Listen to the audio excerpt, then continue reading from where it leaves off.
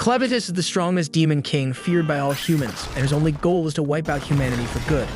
But everything changes the day he finds a human baby and makes a choice that shocks even him. From that moment, Clen hides his power and starts a new life, pretending to be some regular loser, raising the kid right in the middle of the world he once swore to destroy.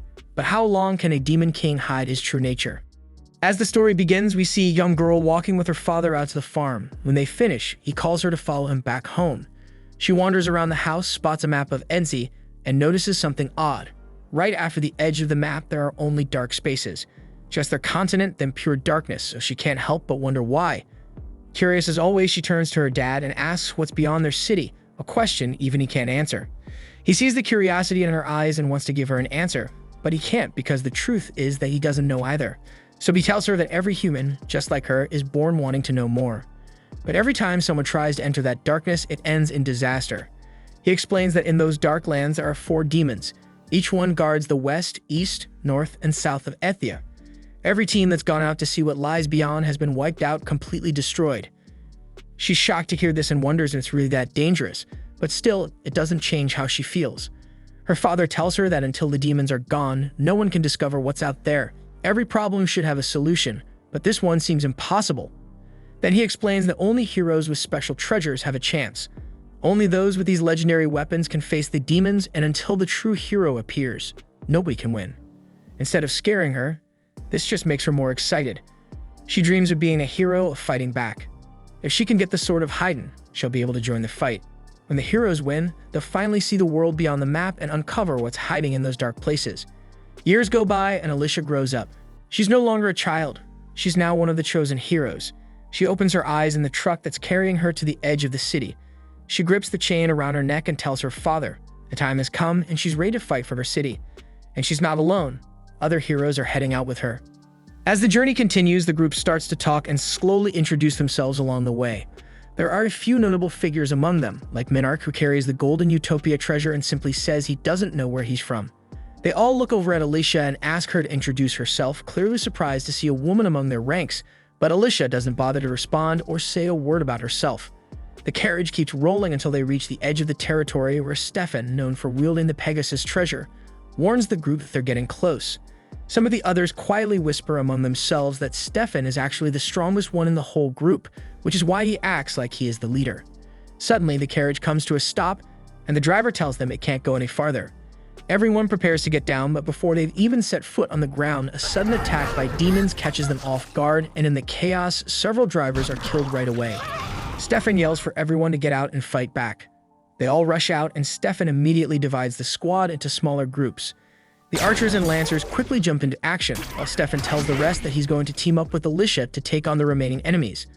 Alicia, carrying the rock swallow treasure, joins Stefan in the battle. She's powerful and charismatic, but what stands out most is how sharp and aware she is of everything happening around her, never missing a detail. Then we see that standing on a mount in front of them is one of the demon lords, who begins speaking about the world being born from chaos. He admits that if the world itself is born of chaos, then he must be as well, and maybe he's right. The fighting gets even more intense as all the heroes leap and push their way through hills and over rocky ground, making their way up to the top of the mountain. Stefan, excited and ready for the challenge, is determined to live up to his reputation as the most intelligent one among them.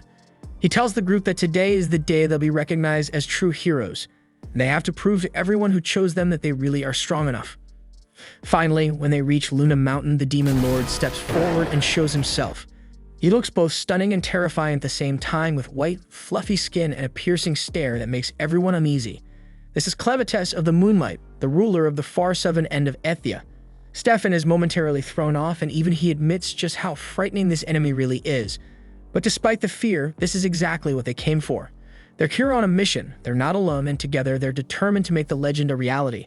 But just as Stefan braces himself to attack, Clevitus suddenly launches a strike from a distance, hurling Stefan into the side of the mountain and killing him instantly. And unfortunately, that was the end of Stefan. Everyone stands there frozen and shocked as hell because Clevitus didn't even move an inch and Stefan's already dead. One of the other heroes tries to step up and take charge, shouting at everyone to get it together and fight back, but Alicia isn't rushing in like the rest. She's scanning the mountain, looking for anything that might give them an edge. As the heroes get closer to Clevitus, he cuts them down one after another without taking a single step. Alicia quickly figures out what's happening. She shouts to the others, warning them that Clevitus is attacking with the shadows. If they want to survive, they need to stay away from the shadows. The group hesitates, not sure what to do, but Alicia doesn't wait. She starts leaping across the mountainside, running as fast as she can. The shadow follows her, and she's the first one who actually sees the attack coming and manages to fight back. Clevitus' eyes light up in surprise. Maybe this battle won't be as easy as the others he's fought before, but still it catches his attention. This is humanity, and for 1,000 years he hasn't faced humans, but from what he remembers, they should be weak, as fragile as insects. Yet what he sees now is different. They're strong, they're on a mission, and nothing seems to break their determination. He can't quite figure out what's driving them, but he wants to understand where their strength comes from. The heroes fight with everything they have, but Clevitus defeats them all. In the end, Alicia is the last to fall. As she's sent flying into the air, she closes her eyes, accepting her fate. She apologizes to her father for not making her dream come true, but not every dream is meant to happen, and hers is one of those that just wasn't meant to be. Meanwhile, in capital Hitterat, the people of the Heiden kingdom go about their daily lives, unaware of the danger approaching. That's when Clevitus erupts from the mountain outside the city. Panic spreads as he appears. Everyone in the city is terrified, but Clevitus isn't interested in hurting them. He's only curious about what drives these people. He remembers that the ones who attacked him called themselves heroes sent by the king of Heiden, and now he plans to fight his way to the palace to reach the king.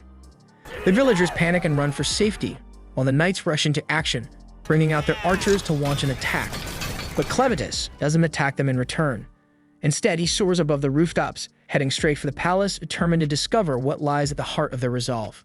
The knights strengthen the security of the palace gates and fire a volley of arrows at Clevitus, but none of their shots come close to hitting him. He watches their attacks, unfazed, and quickly realizes they're not as strong as he expected. They're still weak and nothing they do can harm him. With a single swing of his arm, he smashes the palace wall to the ground. The knights quickly realize the situation is out of their control, so one of them rushes off to warn the king that the Demon King has attacked. The king doesn't seem surprised. For the Demon King to reach the city, there can only be one reason: the heroes have failed. He rises from his throne and moves toward the only thing he has left to protect, the legendary blade of Heiden, Heroism. The knight insists that a demon has invaded the city and can't be stopped, urging the king to hide. But if the demon truly is unstoppable, the king reasons there's no point in running because no matter where he goes, the demon will find him. The knights keep fighting, launching fire and arrows at Clevitus, but he knows none of it will make a difference. Still, he remembers how Alicia's sword managed to wound him, even if just a little.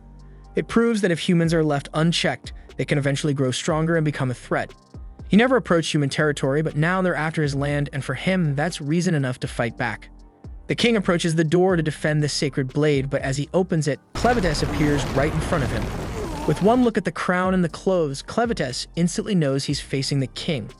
He calls it out, speaking clear human language, and that throws the king off because a demon shouldn't be able to talk like them. The king is shocked, asking how a damn beast like him can even speak their tongue. Clevitus just tells him to watch his filthy mouth because he's the only one with the power to save humanity. He has a few questions, and the king's answers will decide if all of humanity survives or gets wiped out.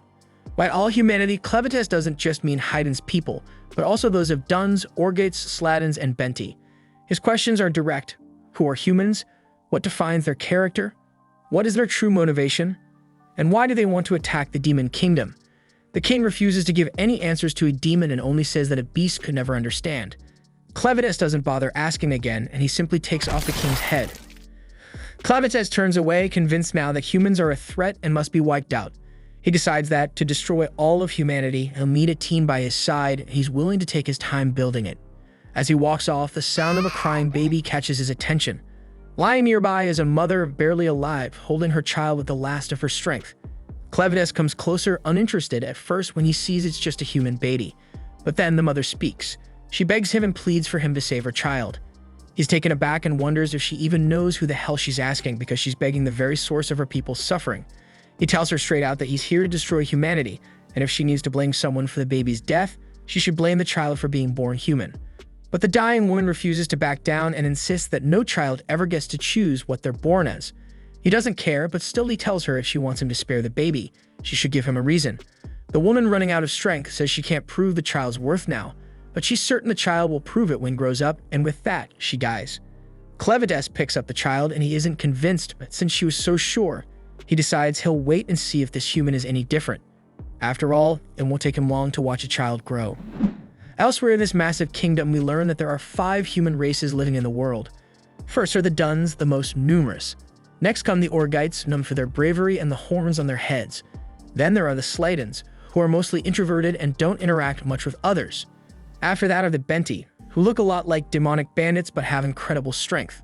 Finally, there are the Heidenines, the oldest and the most mysterious and wisest of all. They have a unique ability to craft weapons from arcanocite, but only the royal family knows the secret technique. Because wisdom is what the Heidenines value most, they've spent years selling their weapons to the Duns. These deals have led to all kinds of adventures and partnerships between the two races, resulting in plenty of mixed bloodlines. Still, pure Heidenines are extremely rare. And outside the massive kingdom where all these races live, wild dark beasts roam the land. Then we see back in the Luna Mountains, the massive 9-tailed beast Clevitus fends off a pack of smaller monsters that are about to gobble the baby. Terrified and helpless, the baby bursts into tears, and Clevitus is honestly concerned the child won't last long at this rate. He wraps his tails around the baby, trying to figure out how to get this loudmouth to calm down. For a moment, he places the tip of his claw on the baby's head, and just like that, the baby falls asleep. Watching over the child, Clevitus thinks to himself that it's only a matter of time before the kid drops a poop bomb. Sure enough, not long after, the baby wakes up, starts wailing, and as expected, makes a mess. Annoyed, Clevitus scoots up the child and heads out to solve the problem. And the best he can come up with is tossing the kid in a damn pit. But it's not as bad as it sounds, because it's just a pit full of bugs, harmless ones that actually eat poop. Then while the bugs dig into the delicious meal, Clevitus blurts out his ridiculous idea that humans supposedly reach adulthood in just a matter of nights. He thinks back to where he found the baby and realizes he doesn't even know who this kid really is, and he blames his own soft heart for turning back to pick up the child in the first place. But it's too late for regrets. Now he's stuck with a human baby, and his pride as Lord of the Dark Beasts won't let him drop the kid off anywhere. So he decides he'll just have to raise the kid himself, but he has no idea what the hell to do next. He knows he can't raise the child alone because humans need to eat, and he has zero experience with this. Thinking fast, he looks at the bodies left behind from the recent battle and decides to revive Alicia. Then we see that Alicia's father was killed by dark beasts, and that's why she led an army to get revenge on the Lord of Dark Beasts, but that only ended in tragedy for her and her team. Now with Clevitus's dark powers, Alicia is given a second shot at life. The moment she wakes up, she tries to fight back but quickly notices her sword and the bodies of her comrades are gone. Clevitus tells her, almost bragging, that he brought her back to life using his dark power, so she's basically a walking corpse now. After hearing that, she looks down at herself, stunned and horrified. But then she gets more confused about how the hell Clevitus speaks their language so well, but then deep down, she's still a little bit relieved to realize she's the only one left alive. Right then, Clevitus orders Alicia to reveal her fun bags. Shocked, she immediately thinks the Lord of Dark Beasts is making some kind of pervy advances on her, and her mind starts to run wild. But before she can react further, he interrupts her dirty thoughts and explains it's because the baby is hungry. He orders her to ditch the armor and get her melons out now. And because he used dark magic to revive her, she's forced to obey, even though she's frustrated and embarrassed. She slowly lifts her top and does what he asked, only to discover that, unsurprisingly, she doesn't have any milk at all. Clevitus is completely taken aback, but Alicia's still annoyed, explains to him that only women who've given birth can produce milk. Embarrassed by the whole situation, she begs him to just end her life, but he ignores her. While they argue, the baby starts crying again, and instead of solving the problem, the two end up arguing about how Clevitus even found the child in the first place. Tired of the pointless conversation, Clevitus orders her to come up with a way to feed the baby. Even though Alicia knows nothing about raising a child, she admits they need a woman who can actually nurse the baby. The next problem is, how do they find one? So she tells him they have to hire someone, but that requires money, and Clevitus, of course, is completely broke. But Alicia points out that with all the arcanocite in the cave, they could easily make some cash. While he's thinking this over, Alicia contemplates attacking him, but with no weapon, she has no choice but to stand by. After a quick pause, Clevitus agrees to find a woman who can feed the baby. He's about to leave the cave when Alicia points out the obvious. He can't just walk into town in his current form because he'd terrify everyone he saw. Alicia then offers to take the baby herself, but Clevitus refuses to let the child out of his sight. So instead, he transforms himself into the form of a human boy. While his disguise is pretty convincing, his 9 tails are still swishing behind him. He quickly pulls the tails into his shadow underneath, but one small horn stays on his head. Not noticing the horn, Clevitus is satisfied with his disguise, and Alicia wisely decides not to say a word about it. Before they head out, Clevitus decides they need names. He he picks Clen for himself and gives the baby the name Luna. Only then does he bother to ask Alicia what her name is, and she finally tells him. After that, they all head down to a small river nearby. Once there, Alicia takes on the job of bathing the child. In the middle of it, Clen interrupts her constantly, but she keeps going until Luna ends up peeing right in her face. Clen doesn't miss a chance to criticize, acting like the world's most annoying mother-in-law. He nitpicks everything she does, from the way she washes the baby to how she wraps him up, even pointing out which spots she should focus on while cleaning. Once Alicia is done, she's exhausted, but Clen actually thinks the poop-eating bugs did a better job than she did. They leave the river and make their way to Alicia's old camp, only to find it empty. Alicia explains that her group hid their valuables somewhere else before the attack. They set out for the stash, but Clen makes her stop to clean up herself first because she stinks. Also, he hands her the baby's dirty clothes and tells her to wash them too. While doing this, Alicia notices the crest of the Heidenians' royal family on the fabric, and she realizes the baby is actually royalty. At the same time, back in the ruins of the castle, a lone soldier runs through the wreckage, searching for survivors. He's shocked by the devastation left by the Dark Lord and remembers that the crown princess had planned to escape the kingdom with her child before disaster struck. He curses the king's madness for destroying the kingdom, but still clings to hope that someone made it out alive. Meanwhile, General Drell and his men survey the remains of the Heidenians' kingdom. Drell quickly orders one of his soldiers to inform the emperor, warning that if they don't claim the land now, another race will beat them to it. He's mainly interested in the secrets of arcanicite crafting, a technique known only to the Heidenians' royal family. As he heads back to gather his army, he tells his second-in-command Maynard to hunt for any survivors with royal blood and bring them straight to him. Back with our happy family, we see Alicia confront Clen, holding up the crested cloth and accusing him of kidnapping a child with royal blood. Clen is stunned to hear this because he honestly didn't know. He tells Alicia that someone who looked exactly like the human form he's now using was the one who handed him the child. Alicia doesn't buy his story for a second, but Clen cuts her off and admits he killed the king because the king attacked him first. He warns her that now plenty of people will be searching for the child, hoping to get the secret of arcanicite crafting. Now that he knows the child is royal, Clen is determined to raise him as a king, planning to control things from behind the scenes. Alicia feels a chill because she's scared by the idea that Clen thinks of Luna as his servant. She suddenly wonders if, by revealing Luna's true identity, she's only made things worse. Clen then interrupts her thoughts, reminding her that they still need to find a woman with milk to feed the baby. As they head out, Alicia tries to reassure herself that humans would never accept Clen, especially the horns sticking out of his head. But then she remembers that the Orgites have similar horns, which could make it easy for Clen to blend in. Still, Alicia is convinced the humans will eventually figure him out and stop whatever he's planning.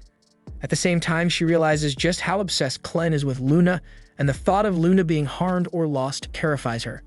So from that moment, Alicia decides she must do everything she can to protect Luna no matter what, or humanity will vanish. On the road, the group is suddenly attacked by bandits. The first blow lands square on Clen's head. Alicia assumes that ordinary bandits should be no problem for the Lord of Dark Beasts, but to her shock, Clen collapses to the ground, bleeding heavily. Panicked, Alicia screams like an annoying girl, only to be struck from behind herself, knocking her out cold. She's stunned by how weak she is, even with Clevitus' dark magic inside her. Sometime later, Alicia wakes up, momentarily disoriented, as if she's surrounded by her own soldiers on a mission to attack Clevitus. But before she can get comfortable in her daydream, Clen snaps at her to wake up. Reality sets in. They've both been captured by the bandits, and Clen is grinning about it. They notice that they are all stuffed into the bandits' shitty carriage, packed tighter than a can of sardines with a bunch of other poor bastards who've also been captured. And somehow, Clen is just chilling with little Luna sleeping peacefully in his arms, a stupid-ass grin plastered on his face that makes Alicia's anxiety skyrocket. She glances at Luna sleeping quietly and asks Clen how in the hell he managed to calm the kid down. Clen replies that Luna was indeed crying earlier, but thanks to the gentle rocking of the carriage, she's quiet now.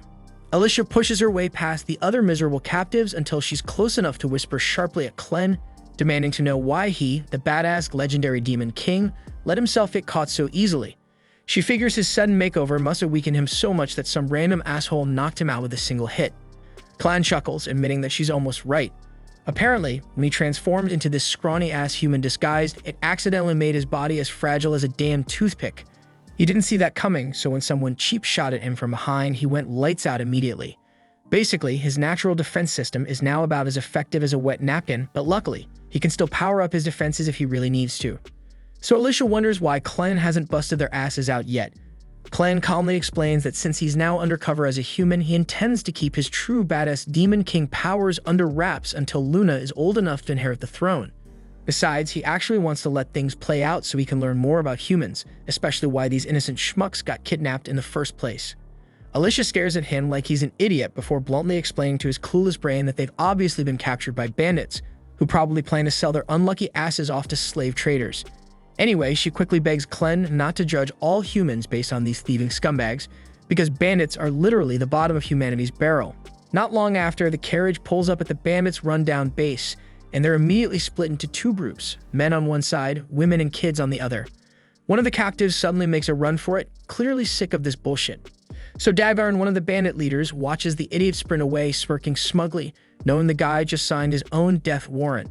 Sure enough, another bandit casually hurls a dagger at the fleeing guy, impaling him straight through the back and dropping him faster than a sack of potatoes. With that moron permanently out of commission, Dagvarn calmly warns the remaining fresh meat not to try anything similarly stupid, unless they'd want a blade decorating their spine too. Then his attention shifts straight to Alicia. He orders her to follow him, and before she can even protest, he roughly drags her off toward his room, intent on getting to the bottom of her melon. Clen then stands uncertainly until a woman named Karma, who appears to be in charge of handling the women and children section of this lovely human trafficking operation, notices him spacing out. Spotting Luna in his arms, Karma calls over her servant Naru, whose messed up job is basically daycare for kidnapped infants. Then we learn that the bandits' hideout is located in an abandoned quarry, and deep at the bottom of this sketchy-ass pit lies a mysterious pool of water, and at the very bottom of that pool sits a legendary red blade. Of course, it's guarded by something nasty as hell, probably a monster strong enough to rip anyone's face off. Anyway, turns out Dagvarn isn't exactly the creep I thought he was, because he just drags Alicia straight to Vroco, the asshole currently playing leader of the Crows in place of their real boss, Zozak. Apparently, Vroco staged a little coup, stealing the top dog position, and nobody's dumb enough to complain since his pet beast Betty is a literal murder machine capable of turning anyone into ground beef. Alicia recognizes Betty immediately as a vicious Western demon and is stunned that a dumbass like Vroco actually managed to tame it. Vroco casually chats with Betty, who complains that she's bored and wants to play with a human guy. With a twisted grin, Vroco tells her to help herself to either one of the unlucky bandit morons who brought Alicia over. But before Betty picks her unlucky chew toy, Vroco finally reveals why he summoned Alicia. Obviously, his goons snatched the magic crystals Alicia grabbed from Clen's crib, and Vroco knows exactly that they're from Mount Moon, the lair of big bad Clevitus. Considering this, plus the fact Alicia didn't immediately shit herself at Betty's presence, Vroco deduces she's one of the 13 heroes from Heiden sent on a suicide mission to take out Clevitus. Assuming Alicia was headed back to Heiden loaded with these crystals, Vroco decides to drop a bombshell. The royal capital of Heiden has already been annihilated by Clevitus. But this little apocalypse isn't exactly bad news for Vroco's crooked business. He proudly flashes a reddish sword, claiming it's a mana-hiterite blade, which only Heiden royalty know how to craft. Of course, Vroco's sword is faker than a $3 bill, and the Crows have been scamming people left and right with these knockoffs. Now that the entire royal family has officially logged off permanently, the price of these phony mana-hiterite swords has become extremely valuable. It's one hell of a money-making scheme if Vroco's greedy ass isn't satisfied because he's after something even bigger. The purest, most legit hiterite swords crafted personally by Heiden's kings and handed exclusively to their heroes. Vroco confidently assumes all the other heroes have already gotten their asses handed to them by Clevitus, accusing Alicia of abandoning her crew to save her own skin. He demands Alicia spill where the hell her own weapon is, plus the weapons from her 12 despawned teammates. Alicia stays stubbornly silent, pissing Vroco off even more, so he orders Dagvarn and Satch to drag her ass back to Clevitus's lair to find those valuable treasures. Dagvarn, showing a rare spark of brains, suggests maybe it'd be smarter to have Alicia chase after another treasure they've been eyeing. But Vroco sticks to his guns, insisting on the original plan. Before sending them off, Vroco tells Dagvarn and Satch they're free to warm up with Alicia however they like, making sure she won't cause trouble during the journey. At the same time, Clen's found himself working as a waiter at the shitty little inn run by Karma. Watching the bandits trying to flirt with Karma makes Clen silently gag, genuinely wondering how these sleazy bastards manage to exist without spontaneously combusting from their own shittiness. On the other hand, Naru is busy feeding Luna her legendary milk while also doubling as a waitress, and sadly the customers constantly abuse the hell out of her. Clen patiently serves meat to these low-life thugs, impressing the idiots with his strangely obedient demeanor. Karma, however, feels uneasy around Clen. Everyone here just assumes he's some kind of ogre because of his horns, but his pale-ass skin and ice-cold killer stare don't quite fit that profile.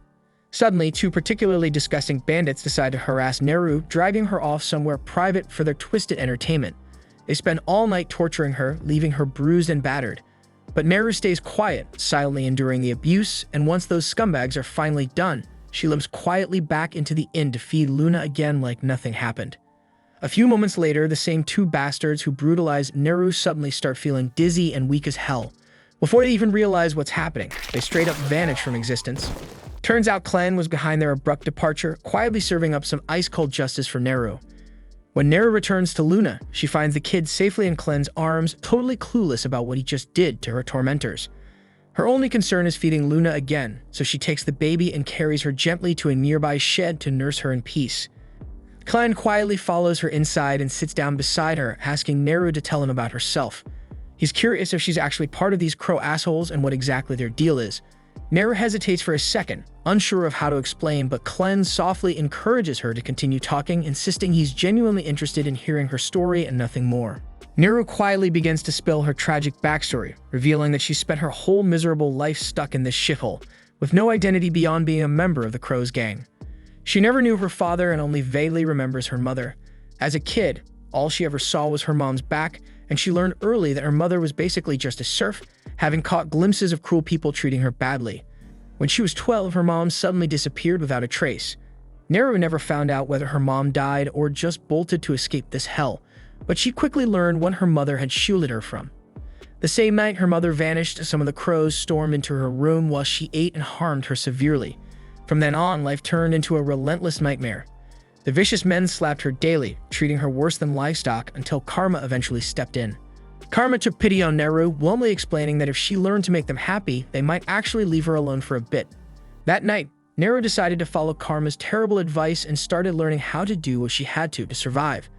Although she knew she could never match Karma's level, her life marginally improved. At least now she had work and could feed infants like Luna thanks to her unusually abundant milk supply. So in some twisted way, she felt satisfied. Clen suddenly interrupts, confused as hell, asking bluntly how the hell she has milk without any children. Naru quietly admits that she had once been pregnant, but it ended in a tragic stillbirth. The baby moving inside her was the only thing keeping her sane. But when the midwives told her the child was dead, she sank into a frozen despair.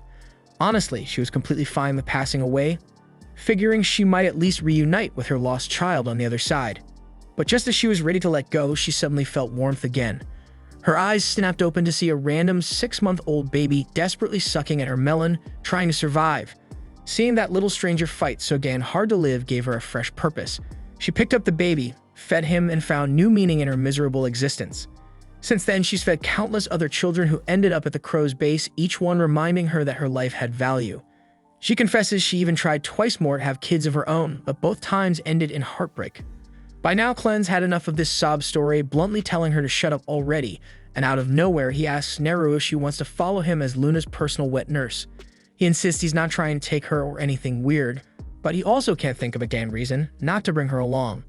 Plus, Luna clearly likes her, so it'd definitely save him from dealing with Luna's crying tantrums all day, making it a total win for him.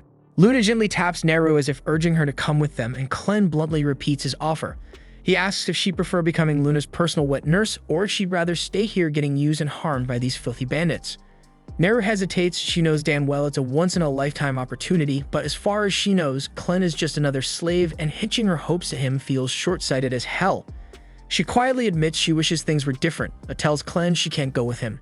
She gently explains that as long as he's a slave too, she can't trust he'll be able to protect her.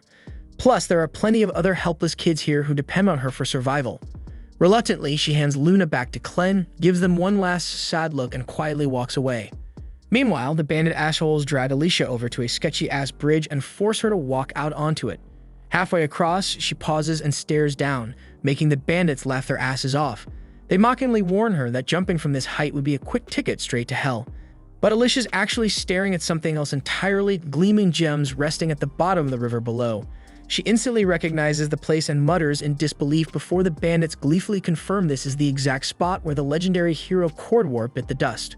Right then, one brave, desperate captive steps forward, claiming he'll dive down and retrieve whatever the bandits want if they'll just let him and his wife go. His wife frantically urges him on, reminding these scumbags they promised to release them.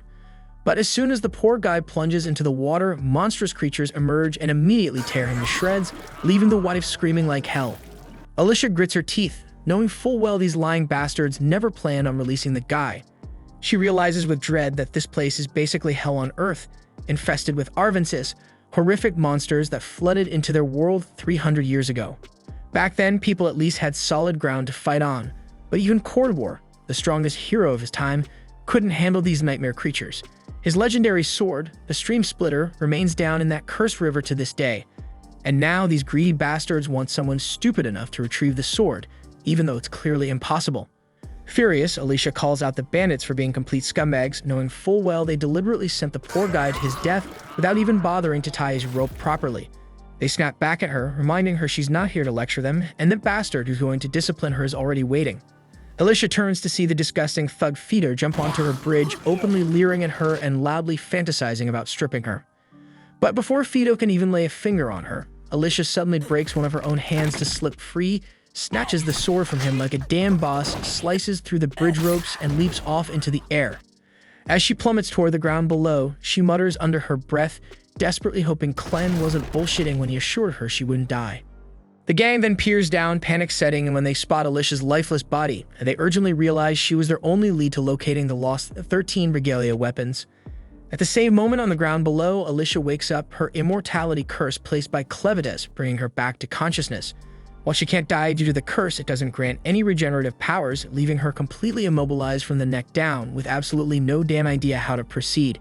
Every bone in her body feels shattered, and substantial blood loss makes it impossible for her to move on her own. She knows that remaining undiscovered by the bandits is crucial, so she desperately struggles until her spilled blood begins floating upward, summoning Clen to appear before her. Surprised by Clen's unusually small form, Alicia learns that his current size is due to his manifestation from the blood magic sustaining her immortality. Clen explains that this magical blood is essential to her survival. If she completely bleeds out, she'll truly die. But if Alicia continues proving useful, Clen promises to replenish all of her blood, enabling her body to heal fully from the injuries. Relieved by this assurance, but noticing Clen hasn't begun the healing yet, Alicia asks why he's hesitating. Clen assures her he will heal her, but first needs her insight on something. He recently identified Naru as the ideal candidate to serve as Luna's wet nurse. Despite Clen, even with his demonic senses, recognizing the severe mistreatment Naru suffers here, when he offered her a chance and escape to a far better life as Luna's caretaker, she shockingly refused him outright. Clen seeks Alicia's understanding of why Naru rejected such a beneficial proposal. Alicia surmises Naru likely views Clen as powerless, a slave incapable of fulfilling his promises. Bandit groups like theirs never willingly let anyone leave, relentlessly hunting down any escapees. Having grown up in such a harsh environment, Naru probably believes freedom is an impossible dream. Clen asks Alicia if there's any solution to this problem, and Alicia suggests that the simplest option would be eliminating all the bandits in the base. Without anyone left to chase after Naru, she'd be much more inclined to accept Clen's proposal. Alicia points out that with Clen's immense power, wiping out the entire bandit group should be easy, but Clen refuses, concerned about drawing unwanted attention. He can't afford to reveal his absence from the mountain, fearing others might seize the opportunity to attack Clevitus' territory. Instead, Clen insists Alicia should handle it, reasoning it wouldn't be unusual for a hero like her to eliminate a group of bandits during her journey. Alicia attempts to argue back, but Clen interrupts and insists she carry out the task, immediately flooding her body with magic-infused blood to restore her strength. Soon afterward, the bandits arrive at the bottom of the cave to locate Alicia's body. They're horrified to witness her body contorting unnaturally, bones snapping back into position and tissues rapidly mending, subjecting Alicia to unimaginable pain. Eventually, her body fully heals, leaving her completely restored. The bandits are astonished by her survival, but quickly shift their focus, believing they can still force Alicia to guide them to the 13 regalia. Aware of her hero status, they proceed cautiously, but feel confident in their numbers. One eater bandit foolishly charges ahead alone, striking Alicia's shoulder. However, compared to her recent agony, this blow feels insignificant. So Alicia swiftly seizes his arm, delivers a powerful punch to his face, and claims his sword and eye patch. Despite her reluctance to fight, she recognizes the bandits as irredeemable threats who must be eliminated. With Alicia handling the bandits, Clen now focuses on locating Naru and convincing her that escape is genuinely possible. In the meantime, Naru goes back to the tavern, greeted by a worried Karma. Karma expresses concern over the constant abuse Naru endures, frustrated by her own inability to stop the bandits. Naru deeply appreciates Karma's kindness but acknowledges the workload awaiting them, prompting Karma to gently ask Naru to start washing the dishes. Karma sees Naru seems unusually cheerful for someone who just got roughed up and quietly asks if something good happened to her. Naru hesitates, not exactly calling it good, but admits it made her feel happy. She curiously asks Karma if she knows anything about the outside world, catching Karma completely off guard, because Naru has never shown interest in that topic before. Karma cautiously questions why Naru would want to know, so Naru shyly explains she was born in this camp and has no idea what it's like out there. But Karma was brought here from outside, meaning she must have some stories to share. Karma quietly acknowledges she does know about the outside world, but admits they aren't pleasant memories. Like most women who ended up here, their homes were either destroyed or they simply never had homes in the first place, making their past lives something they rarely discuss. Curious and a bit concerned, Karma asks why Naru suddenly cares about the outside, so Naru innocently replies that someone asked if she wanted to leave. Instantly furious, Karma slaps the shit out of her and scolds her harshly for saying something so dangerous out loud, especially with bandits still hanging around the tavern. To these bandits, they're disposable slaves who can be tossed aside whenever they're no longer usable. This is why all the girls had always stuck together and looked out for one another, and if Naru wants to survive here, she can't afford to say such careless things like that. Right at that tense moment, Vroco walks into the tavern, clearly having overheard their conversation, instantly making Karma anxious about what might happen next. Nervously, she tries to act casual, asking Vroco what brings him down here since he rarely visits the tavern. Vroco calmly replies he's heard there's a baby around and came to check on it. Karma quickly nudges Naru, asking her to tell Vroco where Luna is. Naru casually says the baby was in the stables last time she checked, and Vroco announces he'll go take a look himself. However, just as he's about to leave, Vroco suddenly orders Naru to come with him, and Karma's blood immediately runs cold. She can tell by his tone exactly what that means, and it can't possibly be good. Karma desperately tries to speak up for Naru, but since she holds no power here, there's nothing she can actually do. Naru, clueless about what's awaiting her, obediently follows Vroco. Once they're gone, Karma angrily slams her hands on the table, overcome with guilt and frustration. Naru was the only one around who could feed the babies, but Vroco clearly didn't care less. Karma tries convincing herself there's nothing she could have done and bitterly tells herself that Naru brought this fate upon herself by openly talking about escape in front of Vroco. But no matter how much she rationalizes it, she can't shake off the heavy guilt weighing down her heart. Right then, Clen walks in carrying Luna, startling Karma since she hadn't heard him approach. She quickly calms down, figuring he must have come by to let Luna nurse. Regretfully, Karma tells him that Naru was taken away and likely won't be returning. She hates it. But that's just how things are around here. Clen doesn't understand what Karma means and demands she clarify immediately. Seeing the intensity in Clen's eyes, Karma quickly realizes he's dead serious about ensuring Naru's safety. At the same time, Vroco guides Naru down a hidden stairwell into an area she never knew existed, despite spending her whole life in this camp. Naru is fascinated as Vroco explains that these tunnels were once part of a massive magic ore mine. Magic ores have tons of applications. Even a lamp Vroco carries is powered by magic ores blended with insect oil to create its flame. Before turning into a bandit, Vroco spent a lot of time researching magic ores and how to mix them with different liquids to produce unique effects. And as he casually mentions this, Naru notices skulls scattered on the floor, but Vroco, with a wicked smile, dismissively claims they're merely rat bones, assuring her it's nothing to worry about. Suddenly, Vroco extinguishes the lamp, plunging the tunnel into complete darkness. Naru instantly panics, desperately begging him to turn the light back on. Vroco calmly complies, and when the flame flickers back, Naru is horrified to discover Betty, Vroco's pet monster, towering right behind her, looking so damn hungry. Proudly, Vroco explains his research led him to a special mixture that grants control over demons like Betty. This discovery is precisely why he's now the leader of this ruthless bandit gang. And as the leader, he can't afford to let someone like Naru live after openly expressing her wish to escape. Thus, he's decided that Betty will handle Naru's execution personally. Reality hits Naru hard as fear surges through her, and she frantically tries to escape. So Vroco coldly gives Betty the order, and the monster swiftly begins pursuing Naru. As Naru stumbles and struggles to flee, she bitterly recalls Clen's earlier offer. She deeply regrets rejecting it, knowing that if she'd said yes, things might have ended differently. Right then, Naru notices Clen standing at the far end of the tunnel holding Luna, and her heart breaks as she realizes she'll never be able to care for Luna again. Usually, this is exactly when Clen would heroically save her, but unfortunately, Naru gets swiftly devoured by Betty, swallowed whole and seemingly gone forever. Luna immediately bursts into tears after witnessing such a horrific sight, but Clen gently comforts her, explaining this is simply how the world works. Magical beasts have to eat too, so blaming Betty is pointless. If anyone is at fault, it's Clen himself for arriving too late. He's genuinely frustrated at losing someone as valuable as Naru, but there's nothing he can do now. Clen then calmly shifts his attention toward Vroco, puzzled at how a proud troll from the western forests could ever serve a weakling fat dwarf with a buck-toothed face like him. Vroco is completely stunned by Clen's audacity to insult him at a time like this. He's also baffled about how Clen even reached this place, but ultimately, it doesn't matter. Angry, he commands Betty to consume Clen as well, but shockingly, Betty refuses to move. Vroco looks up at his usually obedient monster, only to be met with a sight he's never seen before. Betty trembling in pure terror. In fact, she's so frightened that she involuntarily vomits up Naru, who emerges badly burned by stomach acid and missing both an arm and a leg. Despite the horrific injuries and disfigurement, Naru somehow clings to life. Without hesitation, Clen swiftly neutralizes the acid covering Naru's body and gently places Luna beside her, letting him offer comfort during her final moments. He then discreetly sends one of his shadows to quietly carry both Luna and the severely injured Naru away, while Vroco is distracted. When Vroco turns back to confront Clen again, he's utterly shocked to discover that Luna and Naru have disappeared. Confused and enraged, Vroco assumes Clen must have used some form of magic, but amusingly enough, Clen himself has absolutely no idea what magic even means. Vroco assumes Clen is pretending not to know what magic is because magic is the only possible explanation for all the weird stuff he's been doing.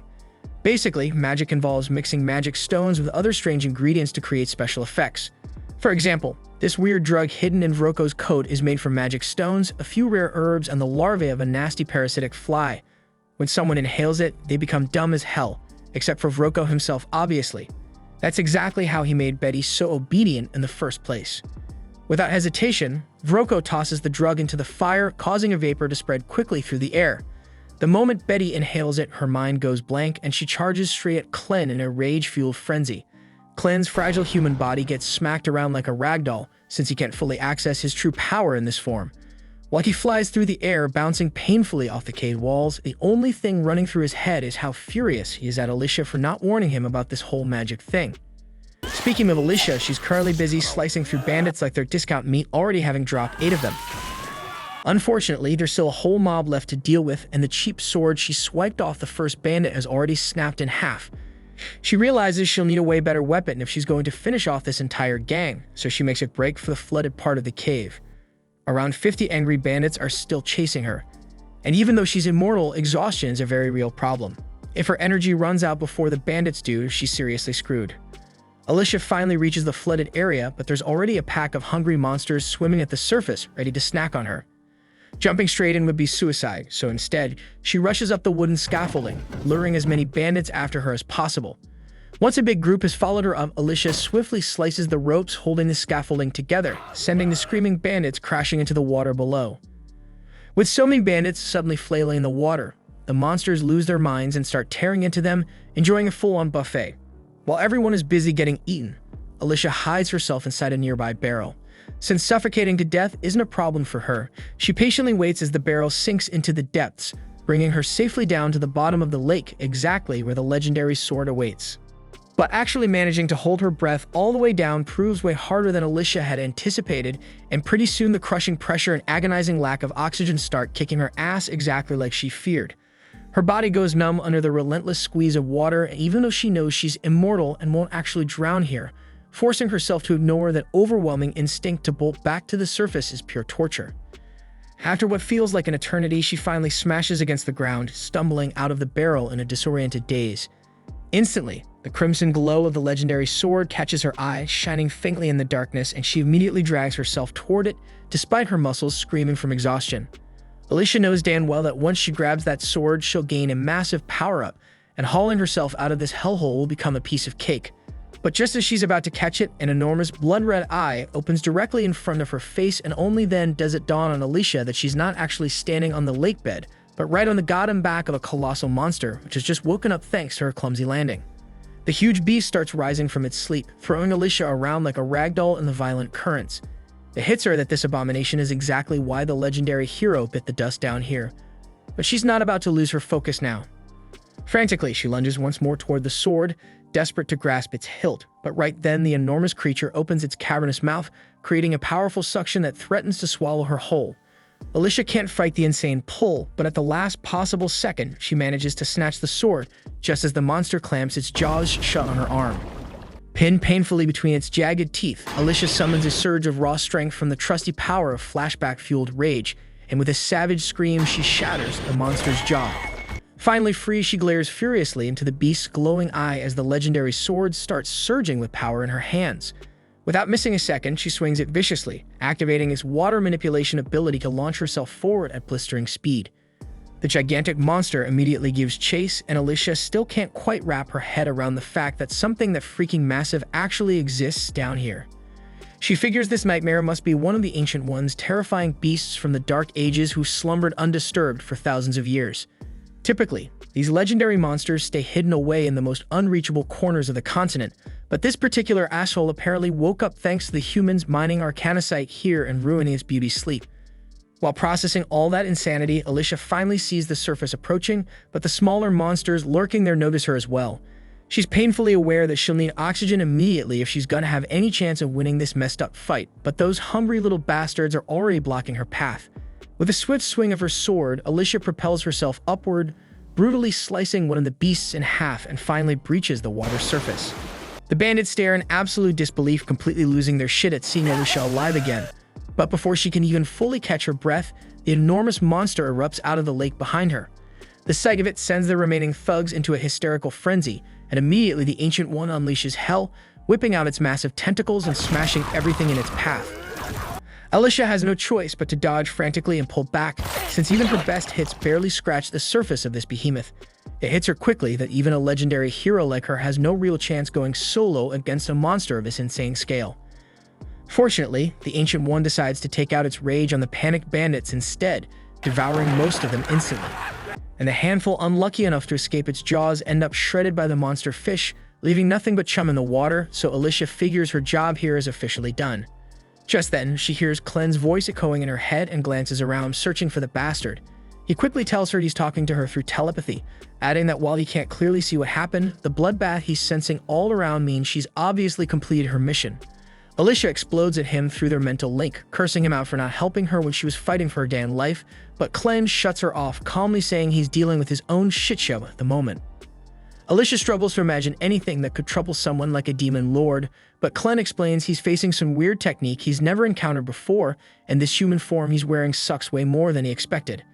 He complains that Alicia conveniently forgot to mention magic's existence to him, promising her that once she returns, he'll punish her accordingly. Still, he's already dealt with the brainwashed troll, and he is now chilling on top of the troll's body. Elsewhere, Vroco is desperately sprinting for his life, internally screaming about how Clen turned out to be some ridiculously powerful mage who one-shotted his troll like it was nothing. In his blind panic, he trips over Naru's lifeless body with baby Luna bawling beside it, and as soon as he sees the kid, a sinister idea pops into his twisted mind, giving him one last shot at salvaging his hopeless situation. Meanwhile, Alicia rushes to regroup with Clen after getting his instructions, immediately noticing the bizarre crimson smoke drifting through the air. Clen, on the other hand, quickly notices the sword Alicia is now awkwardly hiding beneath some cloth. She bluntly informs him she's sure as hell not discarding the blade after nearly getting herself killed trying to get her hands on it. Clen could honestly care less about the sword right now though, because that strange red smoke is seriously messing with his senses. He irritably informs Alicia that although normal humans and animals seem unaffected, it's completely throwing him off balance as a demon lord. He can't smell a damn thing, his ears won't stop ringing, and frankly, he's pissed off. Clen growls in frustration, saying that if he reverted to his true form, he could obliterate the entire area and clear this irritating smoke instantly, but there's no way in hell he's going nuclear until he knows exactly where Luna is. Alicia immediately freaks out upon discovering that Luna isn't with Clen, but he quickly reassures her, saying the kid shouldn't have gotten far. He then demands Alicia spill whatever she knows about magic. She explains that only a handful of people can pull it off by channeling the hidden energy inside arcanasite. Alicia admits with frustration that she personally sucks at magic despite knowing some theory, and Clen bluntly calls her utterly useless. Alicia explodes, unleashing a torrent of curses at Clen, but he completely ignores her ranting and decides they need to move fast and locate Luna and Naru, acknowledging that there's a chance both of them could already be dead. Alicia's blood runs cold at hearing those chilling words, and she nervously asks Clen what he'd do if Luna really is dead. Without a hint of emotion, he responds that he'd immediately lose all interest in humanity, causing Alicia to realize in horror that this scenario would be humanity's absolute worst nightmare. Determined to save mankind from Clen's wrath, Alicia urgently starts searching for Luna, quickly stumbling upon a trail of fresh blood. She asks Clen if Naru had been bleeding, and he confirms it. Alicia guesses that either Naru is dragging herself along or somebody's pulling her. Either way, they wouldn't have gotten far, meaning they need to move their asses right now. Meanwhile, Naru is barely alive, desperately holding onto Vroco's leg with every shred of strength she has left, determined to protect Luna even if it's her last damn breath. Vroco, completely pissed off, keeps cursing and brutally kicking Naru, ordering her to let go. But she stubbornly refuses. Vroco is desperate to shake Naru off so he can flee with Luna, since earlier when tried to grab the kid, Luna's cry made his magic lantern explode spectacularly. This made him realize that Luna clearly possesses insane magical talent, and being a pure-blooded Heiden, he might even belong to the royal family. Frustrated, Vroco raises his blade to cut off Naru's wrist and finally free himself. But just then Alicia bursts onto the scene, furiously ordering him to stop. Vroco merely pisses himself, demanding to know what happened to his men who went after her. Clen coldly answers him, casually mentioning that his men ended up as dark beast snacks. Vroco totally panics now, desperately threatening Alicia and Clen not to get closer or he'll chop off Luna's tiny fingers. Clen, completely unfazed, dares the bastard to go ahead, mocking him that he can just heal any injuries anyway. Alicia quickly interrupts Clen, scolding him that even if he fixes Luna's wounds, he can't heal the mental scars he'll leave behind. She insists Clen shut up and let her handle this negotiation herself, then dramatically reveals she has the legendary hero's magical weapon. Vroco practically loses his mind when he spots the legendary sword, but Alicia suddenly hurls it into the wall behind him, shouting at him to take it. She instructs him that he'll need both hands to pry the sword out and promises that if he leaves Luna unharmed, she'll let him keep the sword and walk away. Vroco starts laughing bitterly, calling bullshit because no true hero would ever trade away such a powerful weapon just for some brat. Convinced now more than ever that Luna really is royal blood, Vroco changes his tactics and demands Alicia reveal the locations of the 13 legendary weapons she and her allies possess if she wants the kid back. And Clen also tells Alicia to just give up the damn locations, dismissively remarking that they're only weapons after all. Alicia coldly tells Vroco that the legendary weapons are hidden at the deepest part of the canyon beneath Luna Mountain, but warns him he'll have to personally haul his ass there if he wants them. Vroco chuckles smugly, boasting that it will be easy for him to snatch those weapons since he's mastered more than just one type of magic. Without warning, he throws a mysterious black powder into the air, gently taps Luna to startle the kid into crying, and triggers Luna's powerful magic instinctively. Luna's energy activates Vroco's hidden spell, cloaking him in invisibility. Smirking with confidence, he starts strolling away, fully convinced Alicia and Clen can't possibly track him now. But just as he thinks he's gotten away clean, Alicia suddenly materializes directly in his path and effortlessly slices him straight in half. Vroco, completely baffled, gasps in disbelief, asking how in the hell she found him. Alicia coldly explains that even if he turned invisible and muffled all the noise he made, she could still clearly hear Luna's crying. Meanwhile, Clen retrieves Luna and brushes the invisibility dust off the kid. Alicia bitterly decides to let Vroco's corpse remain invisible, quickly turning her attention to Naru, realizing with gratitude that Luna only survived because Naru protected him with every last ounce of strength she had. Alicia desperately asks Clen if he can't save her, but he coldly replies that he can control only one zombie puppet at a time, and Naru's body is way too damaged for his regeneration ability alone. He casually says they could potentially get replacement parts elsewhere, but it'd be a hell of a lot easier just to let her die. Alicia immediately snaps at him, furiously shouting how the hell he could abandon a woman who sacrificed everything to protect his child. Passionately, she declares that if she were a mother, she'd absolutely trust someone like Naru to watch her child, and hearing Alicia's heartfelt speech, Clen finally caves and decides to save Naru. But he warns Alicia that she'll have to die temporarily because he'll need every bit of mana he invested in her. Without hesitation, Alicia boldly says she doesn't give a damn if she has to die again for someone else. After all, she's the freaking hero. So Clen takes her words at face value, instantly kills her. Moments later, Naru awakens, utterly confused as she realizes she's somehow still alive. Even more shocking, she discovers her body's been completely reconstructed by Clen during the healing process. Naru hesitantly asks if he's the one who saved her life, and Clen casually confirms it, adding that she should really be thanking the hero. He explains that healing Naru took longer than expected, causing Alicia's body to start decomposing. But now that he's restored Alicia's mana, she should wake up again shortly. Seconds later, Alicia woke up dramatically, springing up like she's breakdancing, immediately panicking about her missing sword. Clen ignores her antics, calmly informing Naru that she's been reborn and from now on she'll go by the name Naru. He hands Luna back into her arms, firmly telling her that from this moment onward, she'll be traveling with them, and this time without hesitation, Naru gratefully accepts his offer with a genuine smile. The following day, Clen snatches Alicia's sword away, devastating her completely, but he bluntly explains that waving it around would attract way too much damn attention, so he'll stash it safely in his shadow until it's actually required. Meanwhile, Naru finishes packing tons of loot from the bandits for their trip, even finding some decent-looking clothes for Lumen. Alicia asks if Naru is seriously planning on carrying all that stuff alone, since it looks ridiculously heavy. But Naru brushes it off, saying it actually feels pretty light. Alicia suddenly remembers Naru lost a huge chunk of her body yesterday when she nearly died, so Clen must have swapped those parts out for something powerful enough to make her this strong. But Alicia still has no clue what the hell he actually did. Naru then eagerly approaches Alicia, offering to help by carrying her sword, but Alicia sadly admits she doesn't even have her sword anymore. Naru instantly perks up, remembering Vroco mentioning he stashed a bunch of badass swords inside his desk. Hearing this, Alicia immediately lights up and begs Clen to at least let her have a normal sword. Clen is fully aware Alicia is practically useless in combat without a weapon, sighs, and tells her fine, she can go grab one. So Alicia excitedly rushes off to raid Vroco's desk. With Vroco and his entire bandit crew dead and the slaves already gone, the hideout is eerily deserted now. Clen casually asks Naru if she'll miss the place, but she quickly responds she's had nothing but nightmares here, so she's more than thrilled to leave it behind. Her only regret is not getting the chance to say goodbye to Karma. Hearing her mention Karma with such sadness, Clen suddenly realizes he might have screwed up earlier, but right before he can say anything, he's viciously ambushed from above. Meanwhile, Alicia kicks Vroco's office door wide open, eagerly searching his desk. She happily discovers some money, a set of leather armor, and a pretty solid sword. More than satisfied, she's about to return triumphantly to Clen, but suddenly, Clen violently crashes through the wall, slamming into the desk, completely wrecking it. Groaning in pain, Clen bitterly remarks he's still not used to how pathetically fragile this stupid human body is, constantly getting ragdolled around like some kind of stuffed animal. However, before Clen can explain what the hell just happened, Gart suddenly steps through the massive hole in the wall, and Alicia instantly realizes he's powerful as hell.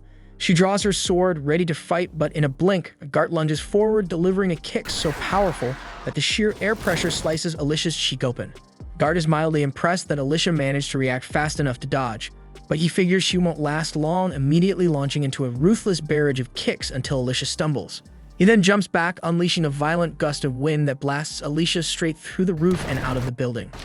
Alicia crash lands outside, and Gart is again genuinely surprised she can still stand after that hit, so he calmly offers her a deal. He says he's only after Clen. If Alicia drops her sword and leaves right now, he promises he'll stop fighting her. But Alicia doesn't trust a word Gart says, convinced he's just another surviving bandit. She bitterly wishes she had her stream splitter sword right now, but since that's not happening, she'll have to rely on one of Heiden's techniques instead. Clearing every useless thought from her mind, Alicia narrows her focus until the only thing she's thinking about is slicing Gart to pieces. With her mind crystal clear, her movements become much more precise, and she suddenly darts forward with a shocking burst of speed. Gart is caught completely off guard by Alicia's sudden acceleration, and just as her blade is about to land, Clen shouts sharply at her to stop. Alicia's body instantly freezes mid-attack, instinctively obeying Clen's command, but her mind still burns with nothing but pure murder. So Clen has no choice but to smack some sense back into her before things escalate further. Once Alicia snaps back to her senses, Clen explains loudly that this whole fight is just one huge misunderstanding, and there's no good reason to fight Gart. Besides, if Clen hadn't intervened just now, Gart would have obliterated her entire body with a single kick before her sword could even touch him. Gart, being reasonable, calmly asks Clen to elaborate exactly how this is all just a misunderstanding. As far as Gart can tell, Naru over there reeks suspiciously like a Dan Western troll, and he heard a rumor about a troll being kept captive in this camp before coming here. He's already checked out the caverns below and discovered the troll's corpse, which was missing multiple body parts as if someone had deliberately removed them. Gart's theory is straightforward.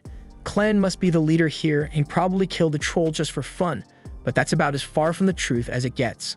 Clen then calmly asks Naru to grab Luna and wait by the front gate since he has some business to sort out with Gart privately. As soon as she's gone, Clen casually turns to Alicia and bluntly reveals that Gart is actually a dark beast in disguise. Alicia's jaw practically hits the floor since she had absolutely no clue there were other dark beasts who could transform into humans, but Clen calmly tells her Gart's merely under a seriously powerful illusion. As far as Clen's aware, there's only one being strong enough to pull off illusion magic of this level, and it's Zathir, the dark beast Lord of the West himself.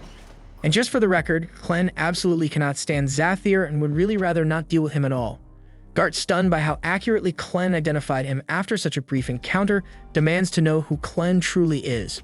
Not wanting to expose his actual identity, Clen smoothly lies, claiming he's merely a servant of the dark beast Lord Clevitus. Gart buys the story immediately and dispels his illusion magic, revealing his true form as a monstrous bird serving under Zathir. Having shown his real form, Gart asks Clen to offer proof of his own dark beast identity, prompting Clen to reveal one of his shadow tails. Satisfied by this proof, Gart quickly calls for truce. Meanwhile, Alicia is having a full-blown mental crisis because this is way too much crazy information hitting her at once.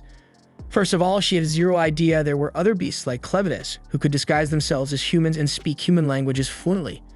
If that's true, then what the hell was the point of the heroes going to war against Clevitus at all? Noticing Alicia freaking out, Clen sighs, telling her to chill out because there really aren't many dark beasts out there capable of such elaborate disguises. Aside from Zathir, none of them would even bother interacting with humans without a damn good reason. With all that cleared up, Gart bluntly asks why the hell Clen is willingly associating himself with a human lady. Clen smoothly replies that Alicia's just a human he turned into his personal servant, forcing her to obey every command he gives. He's keeping her around solely as a guide while learning about the human world, and the same thing goes for Naru and Luna, but he makes it clear he's not going to share any more details with Gart. Understanding the situation, Gart decides he won't pry any further, but firmly states that if Clen interferes with his assignment, he'll have no choice but to exterminate him. Clen smirks confidently, telling Gart he's more than welcome to try, but taking him down won't be easy at all. However, since Clen just answered Gart's questions, he decides it's his turn to ask something. Previously, Gart said Zathir was considering wiping out all humanity, but Clen finds that pretty damn weird. From what he remembers, Zathir always loved observing humans, and even the Orgites in the West worshipped him like a freaking deity. So why the sudden desire to annihilate humanity? Gart sighs and agrees to explain. He tells them that 3 days ago he discovered several dark beasts in the West had their children vanish without a trace. Normally something like that wouldn't be too suspicious, but he also found a strange vial near the scene, strongly hinting that humans were somehow involved. Gart immediately informs Zathir about this incident, as well as 9 others just like it. Zathir reluctantly admitted humans must be responsible, expressing shock that they betrayed her trust like this despite all the goodwill she'd shown them. Enraged, Zathir ordered Gart to investigate further, and if he confirmed humans were indeed kidnapping the Dark Beast's children from the forest, she completely wiped them from existence. Clen contemplates this for a moment and suddenly realizes there might actually be a connection between the Dark Beast kidnappings and the bandits. The night before, during his interrogation, Karma revealed that every child born in this camp was sold off to a mysterious group due to their special talent, exactly what Vroco intended to do with Luna. Clen suspects there's got to be some link between the kidnapped Dark Beast children and the humans buying these kids. Given the mention of talent, Clen strongly believes magic is involved somehow. The moment Alicia hears Clen mention magic, her expression darkens instantly, prompting Clen to ask if she knows anything. Alicia reluctantly admits magic isn't exactly her specialty, but kidnapping children for magical talent definitely sounds like something those bastard wizards would do. Wizards have completely changed warfare in human kingdoms over recent years. These days, battles are practically decided entirely by the wizards each side has, because a single wizard can wipe out dozens, sometimes even hundreds of soldiers with a freaking single spell. Sure, wizards can be countered by other wizards, so they're not invincible, but they're undeniably terrifying on the battlefield. The very first person to weaponize wizards in warfare was General Drell, the infamous dragon slayer, who just happens to be the same monster that killed Alicia's father when she was young. So of course Alicia held a bitter grudge against him ever since. Clen finds this revelation pretty interesting, but he's confused as hell why Alicia wasted all of her time chasing him instead of hunting down the bastard who actually killed her dad, considering Clevitus never even harmed humans before they invaded his territory. So Alicia quietly replies that it was her dad's dying wish, so she had no choice but to set her own feelings aside and complete the assignment to invade Clevitus' domain. At the same time, in another part of the human kingdom, General Drell's massive army is marching steadily south. Boasting 50,000 men under his command, determined to seize control of the ruins of Heiden for himself. What's left of the battered Heiden army desperately tries to stop him, but they barely scrape together 6,000 troops and hardly any wizards at that, so it's painfully obvious they stand no chance. Mikkel anxiously asks if reinforcements are close, but given the mess they are in, it'll be at least 3 days before any backup arrives, so they're completely on their own. Yet Commander Rhodey refuses to surrender without a fight. He quickly formulates a risky but promising plan, telling Mikkel that if they can manage to reach the fortress at Highgate and seal it from within, they just might have a chance at holding off Drell's massive army, despite the overwhelming odds. Unfortunately, that strategy relies entirely on cooperation from the soldiers already inside the fortress, and even though Rhodey has urgently sent word explaining their situation, he hasn't heard anything back. So he assumes things inside the fortress must be chaotic as hell too. On top of that, they hadn't yet confirmed whether the rumors about Clevitus destroying Heiden were true. But seeing as Bolate dispatched General Drell to seize the territory, Rhodey grimly concludes that Heiden must have indeed lost. And he suspected that Drell's real objective is probably the legendary Forge of Heiden itself, because without it, creating magical weapons would be impossible. Mikkel nods gravely, agreeing it'd be a complete disaster if Bolate got their greedy hands on the Forge crafting deadly magical weapons for their army. But the reality is even worse. The Royal Forge of Heiden is one of the oldest and most powerful magical artifacts ever created. If those magic-obsessed Bolates managed to obtain it, who knows what dark secrets they'd uncover? And with that kind of power, conquering the entire continent would be child's play. So Rhodey sternly concludes they must prevent that nightmare scenario at all costs. Elsewhere, General Drell meets privately with Maynard, the most powerful wizard under his command. Maynard reports he's now confirmed that Heiden has definitely been obliterated by Clevitus, and tragically, every member of the royal family was verified dead.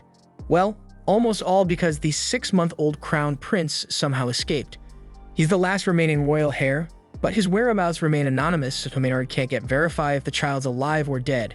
In better news, though, Maynard reveals he's received a report from some bandits who discovered a baby matching the prince's description exactly. Maynard insists it's worth looking into, and Drell immediately grants him full authority, ordering him to use any means necessary to track down that baby and bring him back. Soon, Clen and the gang had just rolled into a nearby town, and while Alicia went off to dig up some intel, Naru decided to make Clen a cup of coffee. Of course, Clen had no idea what that even was, so he asked her and turns out she didn't really know either. It was just an overpriced drink that Vroco used to force her to make for him every now and then, so she figured it might be worth grabbing some beans on the way out, thinking Clen might enjoy it. Curious about the mystery bean soup, Clen let it cool, took a sip, and to his surprise, it was actually delicious. Neller is happy he liked it, but there's something that's been nagging at her. She finally asks what happened to that sketchy guy who attacked Clen back at the camp, the one who mysteriously dipped without a trace. Clen explains that after Gart learned about wizards and magic from Alicia, he said he was heading off to report back to his master, so they won't be seeing him for a while. Still, Clen assures her that even if Gart shows up again, he probably won't cause trouble because the dude's not suspicious of them anymore. Right then, Alicia comes sprinting up the hill looking like a walking red flag. She's got bad news.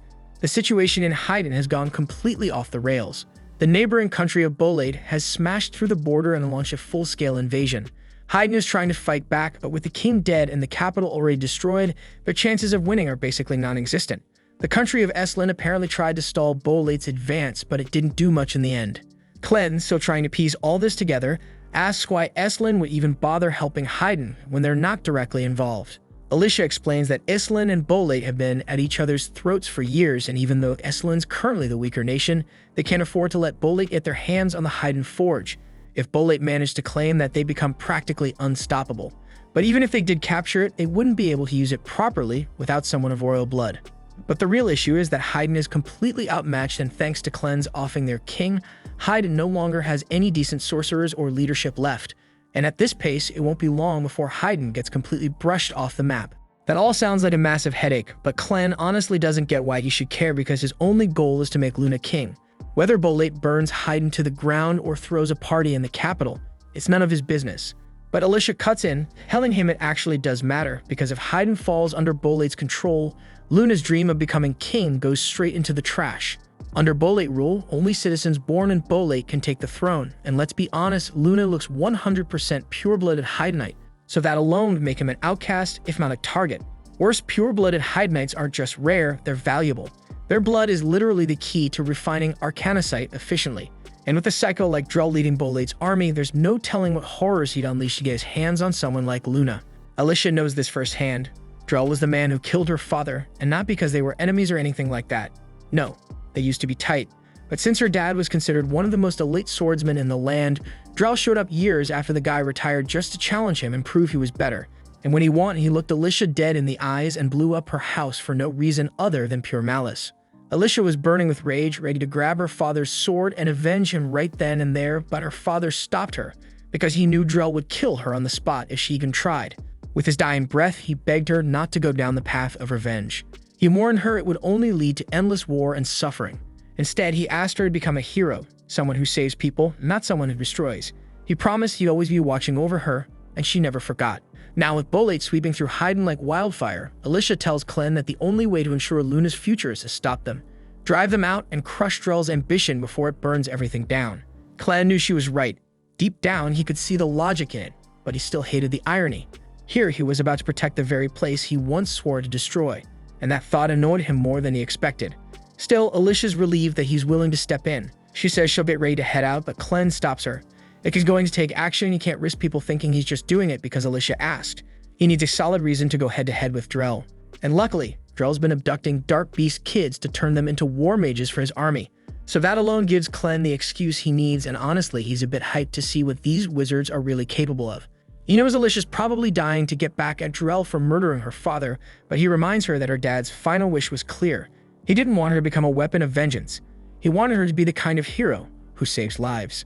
Alicia hasn't forgotten the vow she made, but after everything that's gone down, calling herself a hero feels like a bad joke.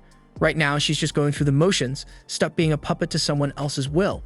But even if that's true, Clen throws the question back at her, what does being a hero really mean?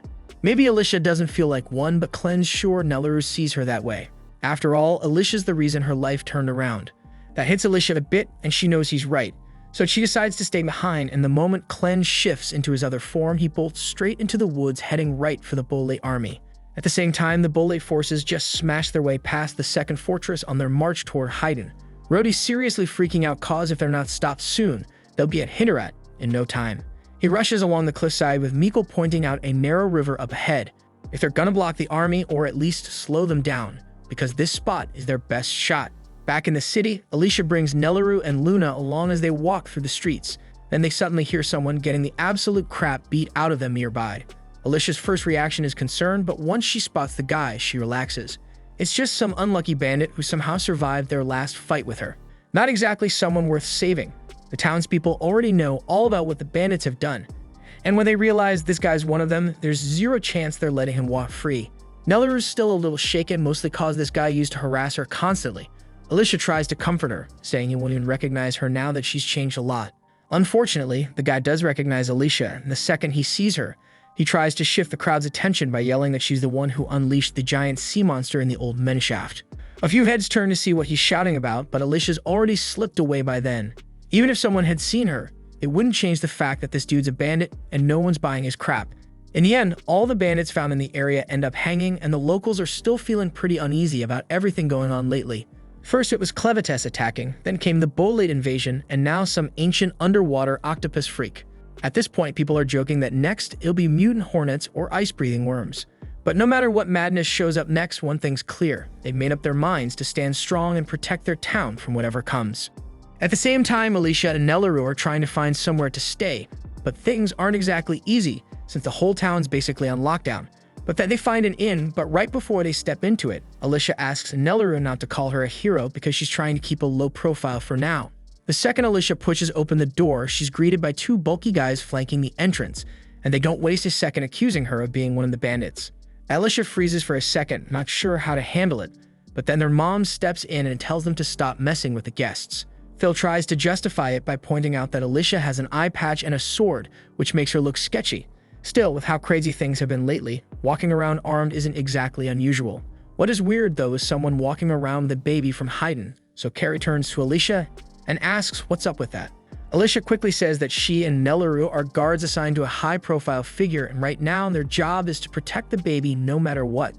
That sounds good enough for Carrie, and she can tell there's more to the story, but she's not about to get involved in her guest's personal business. She just asks what they need, and Alicia replies that they're looking for a room for two, preferably something cozy enough for a baby. Carrot lets her know it's 2 silver coins per night, so Alicia pays for 2 nights up front, and Carrie points them to the first room on the left. She then tells her sons to help carry the guests' things, so Pete walks over to Naru and offers to carry the bags for her. Naru tells him she can handle it just fine, but Pete insists. So she hands over the luggage, and the moment he grabs it, he immediately regrets it because his bags are way heavier than he expected. Still, Pete and Phil manage to drag everything upstairs, and once they get inside, Alicia looks satisfied with the room. Carrie says if they need anything, they can come find her downstairs, and heads off. After she leaves, Naru suggests they put Luna down so he can get some rest. But what they don't realize is that one of Maynard's spy bugs has locked onto Luna's location. And now that he knows exactly where the Heiden prince is hiding, he's unleashing his entire swarm to track him down. Later on, Alicia stands by the window, her mind drifting, wondering if Clen has made it to the front lines yet. But before she gets lost in thought, Naru calls her over to check out Luna's very first baby tooth because it looks so adorable. Just then, Carrie knocks on the door to let Alicia and Naru know their food is prepared. But once she notices Luna's still asleep, she tells Alicia to come down and grab it herself so she can bring it back upstairs. Alicia follows her down, and Carrie points to the meal laid out at the far end of the table. Alicia heads over to pick it up, but on her way, she catches bits of conversation from the people sitting around the bar. They're blaming everything on the heroes. If those so-called saviors hadn't gone and picked a fight with one of the Beast Lords, Clevitus never would flatten Heiden, and the Bolades probably wouldn't have kicked off this whole war. Right now, folks see the heroes as a curse more than anything else, and honestly, it got every reason to be pissed. Instead of saving anyone, those heroes just made things worse. Alicia's just about to head back upstairs when she suddenly picks up on something. There's a dark beast nearby, and before she can act, something crashes through the window. It hits the floor right beside Pete, and at first glance, he thinks it's just some ball. He reaches for it, but Alicia shouts at him not to touch it. But it's too late, and the thing swells in size and slams Pete up into the ceiling, revealing itself as a massive centipede. Right then, Maynard steps into the inn. He tells everyone this isn't just some random bug, it's a creature straight out of the dark beast forest, the kind that ranks up there with serious dark beasts in terms of strength. One guy doesn't even wait for Maynard to finish talking. He didn't come here to deal with monsters, so he dives straight out the window to make a run for it. Normally, that would have been the smart move ever, but Maynard already had a whole swarm of creatures lying in wait outside, and the poor guy gets eaten before he even hits the ground. This was all part of Maynard's setup. He made sure no one could leave the town until he completes what he came for. And just to make things crystal clear, he introduces himself as the top mage under General Drell's command. People inside are freaking out because no one expected Drell's forces to make a move on their village, but Maynard clears that up real quick. He's not here to take over anything. His only task is to confirm whether the Heidenite baby in this town has royal blood. Alicia knows this is about to go downhill fast because if Maynard already knows about Luna, she has to get him out of here now. But before she can make a move, she hears Naru scream from upstairs. Turns out Maynard's already sent someone up in the room, and it's his subordinate, a telekinetic spellcaster named Naru, and she's got Naru pinned against the wall using the bed frame like a weapon. Naru can't fathom how Naru slipped in through the window when they're on the second floor, so Naru calmly explains she simply ascended using her axe. Her gift lets her pull and push anything made of iron, so she clutched the axe's haft, and with practice, Naru hurled it skyward to hoist herself like this. She doesn't truly grasp the mechanics, but they're supposedly a colossal, eerie, shadow-dark turtle monster with an iron shell, and any metal weapon swung at it ends up stuck there for good. Now that she has outlined her ability, she needs to get back to business, so she pulls a tablet from her pouch and steps over to Luna. Naru then asks what the hell she's doing, and Naru, almost matter-of-fact, says she's only giving Luna a dose that will evaluate his magic potential. If the baby can channel magic, then his eyes will shift color, and he'll be perfectly fine, but if he can't, he will cough up blood and die. After learning Luna could die, Naru screams and begs Naru to stop, and when Alicia hears Naru's cries, she dashes toward the room to help, but before she could reach it, Maynard commands his centipede to smash her into the wall. He isn't sure who Alicia is, but he won't let her jeopardize the plan, so he's going to kill her, coldly resolved. Back inside the room, Naru is still straining to free herself so she can go help Luna, frustration rising, but Naru tells her she's wasting her time. The pressure Naru can muster with those bed frames is, in her words, strong enough to haul the charging bull. So with 2 frames, Naru would have to be stronger than 2 full-grown bulls to break free, and there's no way her small arms could manage that, or so Naru thinks. But to Naru's shock, Naru's little arms are somehow actually shifting the bed frames, and with one sharp, desperate shove, Naru knocks Naru unconscious. Maynard hears a heavy crash coming from the room, and he wonders, uneasily, what might have happened. But when he tries to order the centipede to investigate, he realizes to his surprise something is pinning it down. Alicia survived the centipede's strike and held its antenna tightly, which left the centipede completely disoriented. And now that it can't move properly, Alicia boots it to the floor and sprints to the room to check on Naru and Luna, heart pounding. Maynard is impressed because no typical person could handle a magical beast like that, and now that he has gotten a proper look at her, he recognizes who Alicia really is. Alicia shoulders into the bedroom, keyed up for a fight, only to find Nay lying unconscious on the floor while Naru stands at her side holding Luna close. She also notices a wide ragged hole torn through the wall and asks whether Nay did it, but Naru, still rattled, says she was the one who caused it. She hadn't meant to when she shoved the bed frame to break free. It smashed into Nay and punched straight through the wall with a brutal crack. Alicia can't make sense of how something like that could even happen, but there is no time to pick it apart because they need to leave immediately, right now. She snatches up her sword and tells Naru to stick close to her because they are going to jump out the window. And once they take the leap, Alicia's practiced blade work carves through the dense cloud of bugs in the air so they can start running. And by the time May regains consciousness, it is already too late for her to stop them. She would like to give chase, but the insects outside strike at anything, so if she steps out without Maynard's help, she would be killed on the spot. A short time later, Alicia and Naru make it beyond the city limits, and the swarm abruptly stops pursuing them because Maynard only told it to surround the city. If they are lucky, they might get through the forest before dawn, but things rarely stay that simple for long. They run into a second wall of insects deeper in the forest, and there are far more of them here, so Alicia will not be able to cut a path like before. Naru asks what they should do, and Alicia is not entirely sure, but for now they need to find a place to hide nearby. Meanwhile, back at the inn, Nay comes downstairs again and plainly tells Maynard that the women got away. Maynard asks her if she at least managed to test the baby's magic aptitude, but she never had the chance because Naru knocked her out with the bed frame. Maynard concludes that they seriously underestimated the pair, but the whole ordeal has still let him confirm a few things he suspected. First, the blonde woman was the hero Alicia Glenfall, and he is certain of it because he was there when Drell killed her father.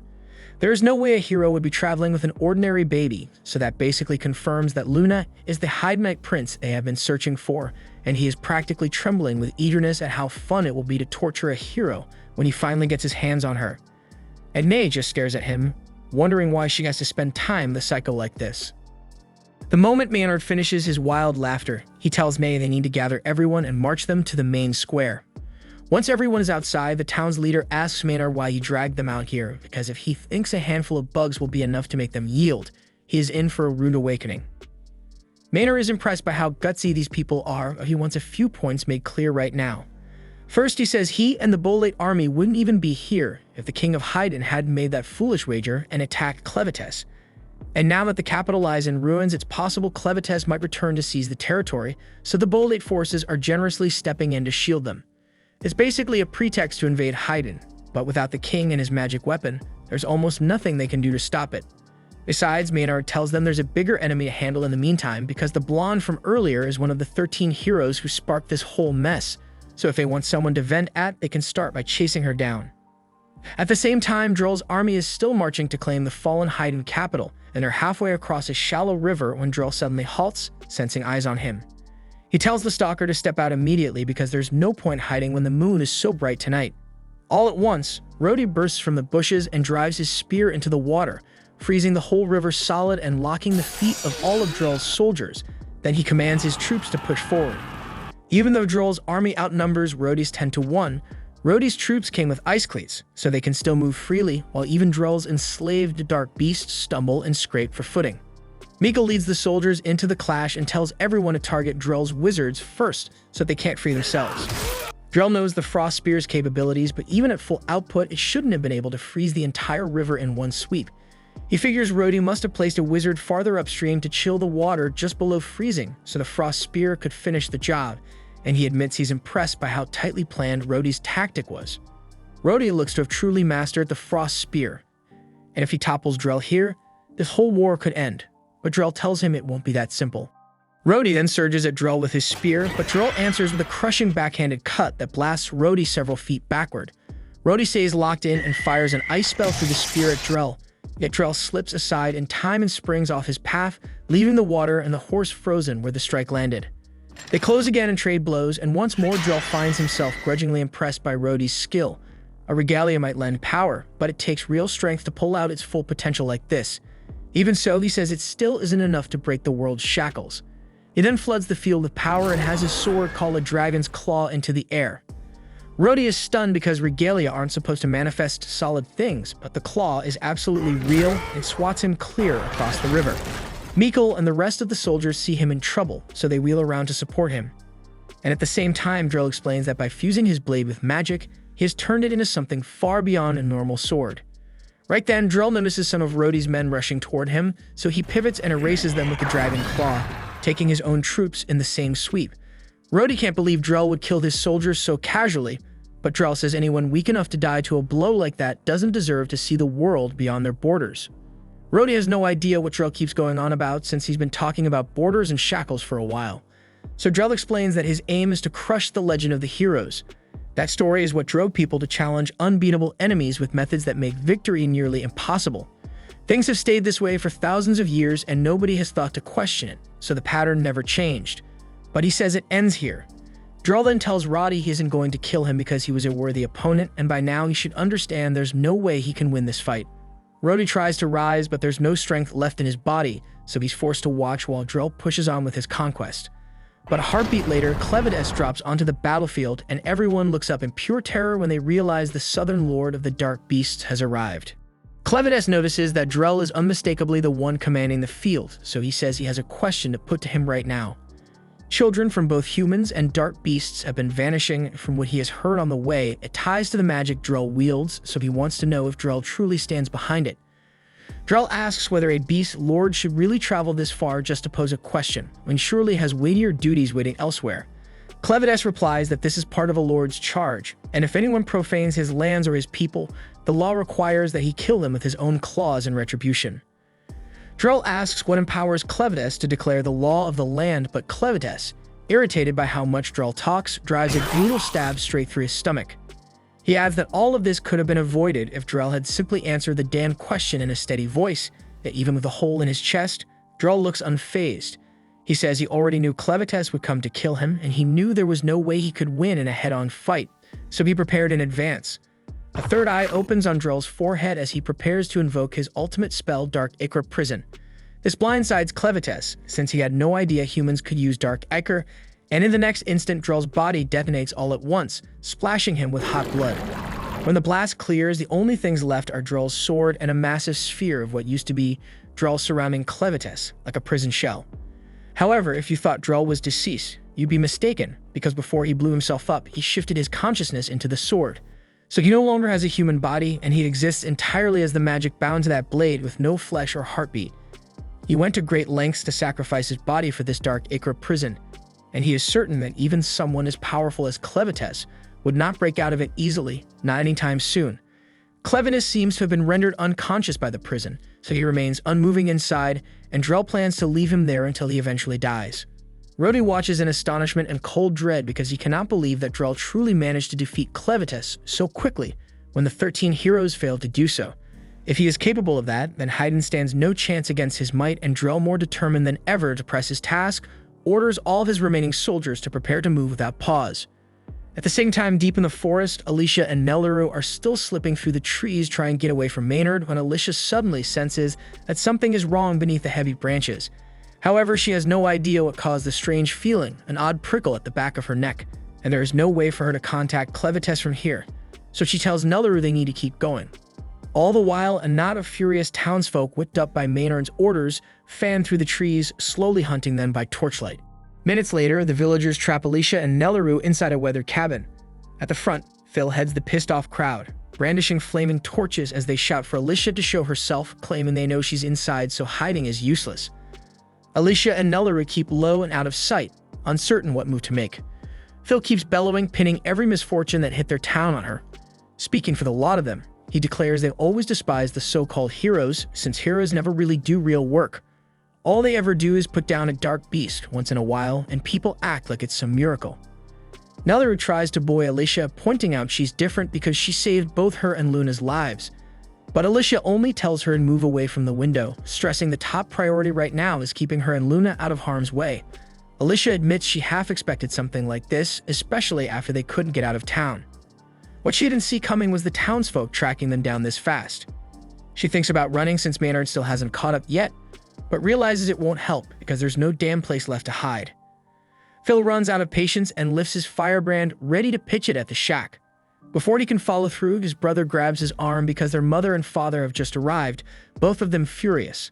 Their father, Mark, lays into them, reminding them their forefathers built this water wheel over 200 years ago, and he won't let them burn it. Phil snaps back, but Mark cuffs him on the head and tells him to shut up, saying he shouldn't swallow whatever two outsiders told him.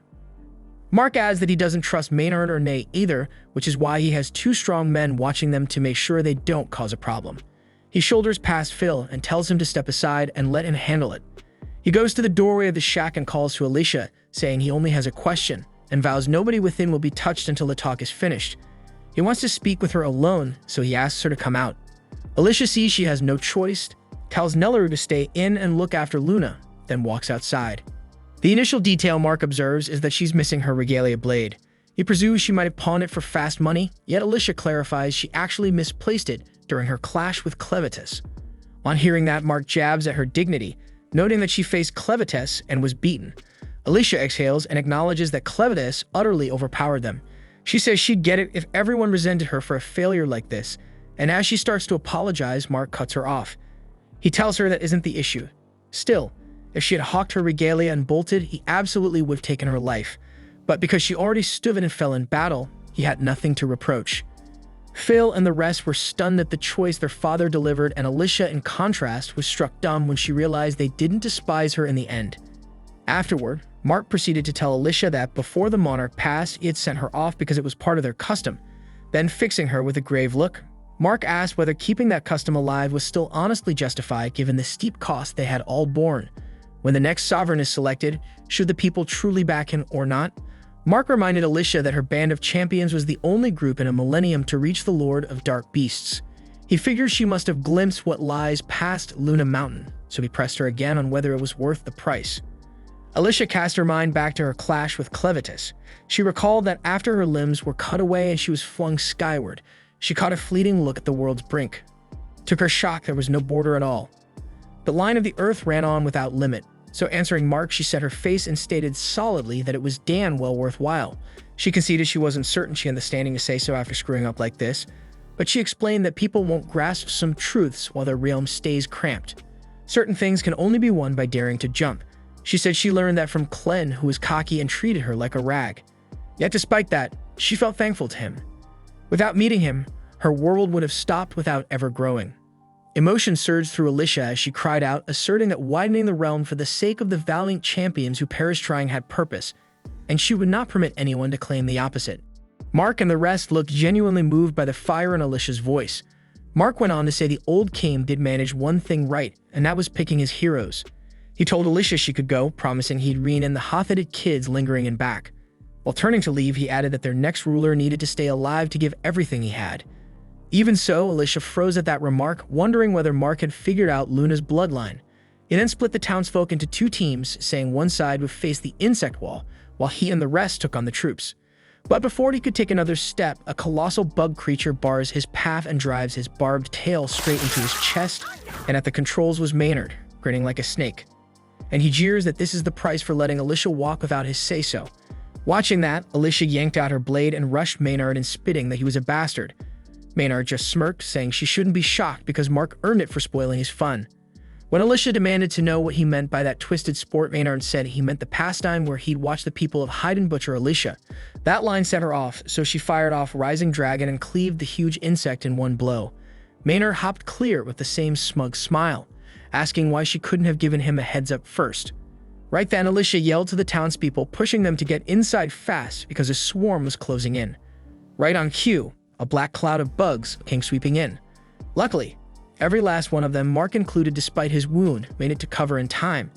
But as the door swung shut, Naru looked through the window and spotted Alicia still out there, burning every bit of strength. She had to hold the bugs back by herself. Luckily, she tore through the first wave, and even Maynard had to be impressed. Yet he said this was exactly what he figured from a hero like her, standing solo and swinging no matter the chances, and the only question left was how long she could keep that up. At once, Alicia crumpled onto the dirt in agony, and right then Maynard offhandedly noted he had neglected to mention a detail. The insects had been venomous the entire time. He explained that if the large ones pull your focus, the tiny ones dose you before you even realize. Maynard added he could not direct every critter around, from bees overhead to ants underfoot. But the most fearsome of the lot was a special spider breed whose toxin can break human blood down at its core. Alicia abruptly sensed a crawl along her nape, but before she could smack it with her palm, the arachnid sank its fangs into her. Maynard said its venom was so damn potent it could liquefy small life from the inside out. As Alicia fought for breath, Maynard started laying out the reason he despised heroes so much. Ironically, he confessed he once adored them, yet as a kid he learned these supposed heroes never showed when he truly needed them. And when he lost everything, the neighbor next door helped more than any so-called champion. That was when he decided heroes were just people wrapped in sweet-sounding labels. In his eyes, they could not shield anyone, and he jeered that the only ones able to guard anything were himself and General Drell. After that, Maynard unleashed another surge of insects at Alicia. While she beat them back, she grasped it would only deteriorate because Maynard's toxins even countered Dark Ecker. As she kept going, she suddenly glanced down and saw Clevitus sitting placidly within her chest. He offered little, only reminding her to wrap this up here because a larger task still awaited. Alicia swiftly tucked him beneath her dress so Maynard would not notice. At the same time, inside the cabin, a few insects had begun slipping through, and the townspeople did their best to swat them before they could cause harm. Carrot told her sons to pack the gaps in the walls so no more could come in. She then reminded everyone that keeping Luna safe was the top priority, since he stood for Heiden's future. She said all they could do now was trust Alicia to hold the swarm outside while they guarded Luna inside. Everyone agreed, saying they had all the gear they needed, and with that they started boarding the cabin with timber planks. At that moment, Alicia stood firm while Maynard strutted and kept running his mouth without end. Suddenly, a huge scorpion erupted from the soil and whipped its lethal barb at her, hitting Alicia and hurling her into the river close by. As she thrashed in the current, Clevitus slipped out of her chest and asked whether the toxin was what made her sluggish. Alicia confessed her pace lagged not just from the venom, but because her injuries would not close. Clevitus clarified that Maynard's venom interfered with Dark Ecker. It lacked the force to erase it outright, yet it stalled her regeneration until the taint faded, which meant her immortality was on pause. Up on the bank, Maynard stood steady and sure of himself. He jeered at Alicia for staying submerged, assuming she was too scared to come up. In the cabin at that same moment, the townsfolk wrapped up their fixes, stuffing the final gaps in the boards when a sickening noise came from overhead. With a sodden smack, an enormous larva fell out of the ceiling, making everyone gag just looking at it. Someone darted to the window and spotted more huge larvae crawling all over the grounds. They were gnawing straight through the shack's siding, and it was not only the shack. Swarms without number were already eating the surrounding forest clean. Back near the square, people heard heavy crashes rolling in from the path Maynard took. Alarmed, they rounded on Nay and demanded to know why she had not gone along. Nay answered straight, saying she stayed back because she did not want to die. She explained she would not step in Maynard's way since once he gets serious, he keeps going until nothing remains. After all, he commands every insect and is the fiercest mage in the Bolate ranks. Out in the deep woods, Maynard kept baiting Alicia while she stayed in the water. He said the oversized larvae around him were rare creatures that hatch only once a century. When they come out, they chew down everything they can reach. This breed exists only on one island far to the east. Every 100 years, these grubs strip a forest to nothing, leaving it bare ground. Yet the creatures are crafty. They never eat the seeds. Instead, they lie sleeping in their eggs until those seeds grow into a fresh, thriving forest. With a cocky grin, Maynard pressed a finger to the mana gem set in his chest and bragged that his sorcery could fast-forward that natural rhythm. With power like that, he figured the shelter where the townsfolk huddled would not survive even 60 seconds. Alicia's temper snapped at his taunt. She blasted up from the stream, but as she lifted into the air, her eyes blew wide in shock. Maynard had been secretly raising extra bugs in silken pods, and at that instant, those pods split open. The fresh brood poured at her with lethal intent. Alicia whipped her blade and hacked through the pack, but each cut shook loose a glittering powder from their wings that carried a different toxin. Her stamina blew away by the second, while Maynard drank in her suffering. With a single order, he sixed the colossal scorpion to smash her into the dirt, after which a tidal mass of bugs smothered her under their bodies. And that sick sight sent a freaking chill ripping through my whole damn body. Right when Alicia teetered on the edge of giving up, Clevitus stepped in. A blaze of scarlet flared under the heap, and out of it her regalia blade rose, carving straight through the mound of bugs. Maynard's eyes went saucer-wide in shock. He clocked the relic at once and barked to know where she had stashed it. Clevitus, cool as ice, told Alicia that most life on this world is water and bugs are no exception. All she had to do was handle a swarm like she would a sphere of water. The regalia he gave her carried the edge to slice them clean, and with that, he pushed her to finish the fight for good. Alicia pushed her feet, the blade humming with force. A savage gust tore across the field as she triggered her ultimate stream splitter. With a single quick arc, she erased the whole swarm in one hit. Watching from afar, Nia gaped as every creature under Maynard vanished. Alicia leveled the weapon at Maynard and ordered him to yield, but she knew he would not give in, so she simply laid him out cold. Drained, Alicia finally crumpled. Naru rushed in to catch her, but to her shock, Clen was already there, holding Alicia in his arms. Clen looked at them with a hard face and said the situation had shifted, which was why he had come to call them back. Alicia, still woozy, managed to ask if Clen had beaten Drell. Clen answered that he had not because Drell was not alone. He had another Lord of Dark Beasts helping him. Elsewhere in the ruins of the Kingdom of Heiden, evacuation operations are underway. Around 80% of the remaining citizens have already been transferred to the underground shelters. Still, Queen Tala refuses to depart, at least not until she locates her son. One of the senior advisors tries to reason with her, reminding Tala that as things stand, she's the last remaining figure fit to lead what's left of the realm. But Tala stands firm, declaring she could never live with herself if she abandoned her child. The elder empathizes with her pain, but questions how she can be so confident that her son is even alive, especially when there hasn't been a single sign of him since the kingdom fell. Tala clarifies that she knows he survived because the Forge of Heiden is still glowing with its usual intense red light. Normally, after the king's death, the forge would go dormant until another rightful wielder appears.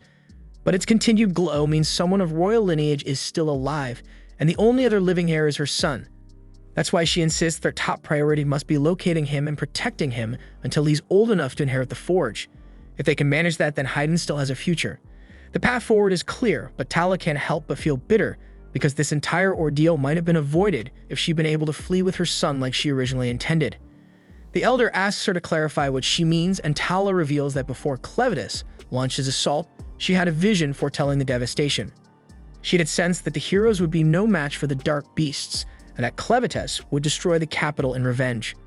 But she couldn't predict the exact timing, and because of that, her window to escape closed before she could act. Right then, Tala's personal courier, Fabio, returns and announces that he brings urgent news. He reports that Drell's army, 50,000 strong, recently clashed with the forces of Estlin near the Morel River. The Estlin warriors fought with incredible courage, but they ultimately stood no chance against Drell's devastating magic.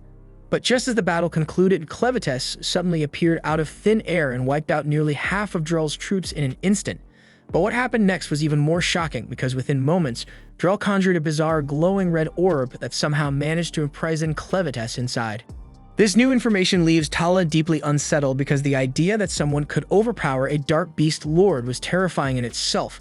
But now Drell and the remnants of his force, roughly 20,000 soldiers, were marching straight toward them, and no one had a clue how to respond.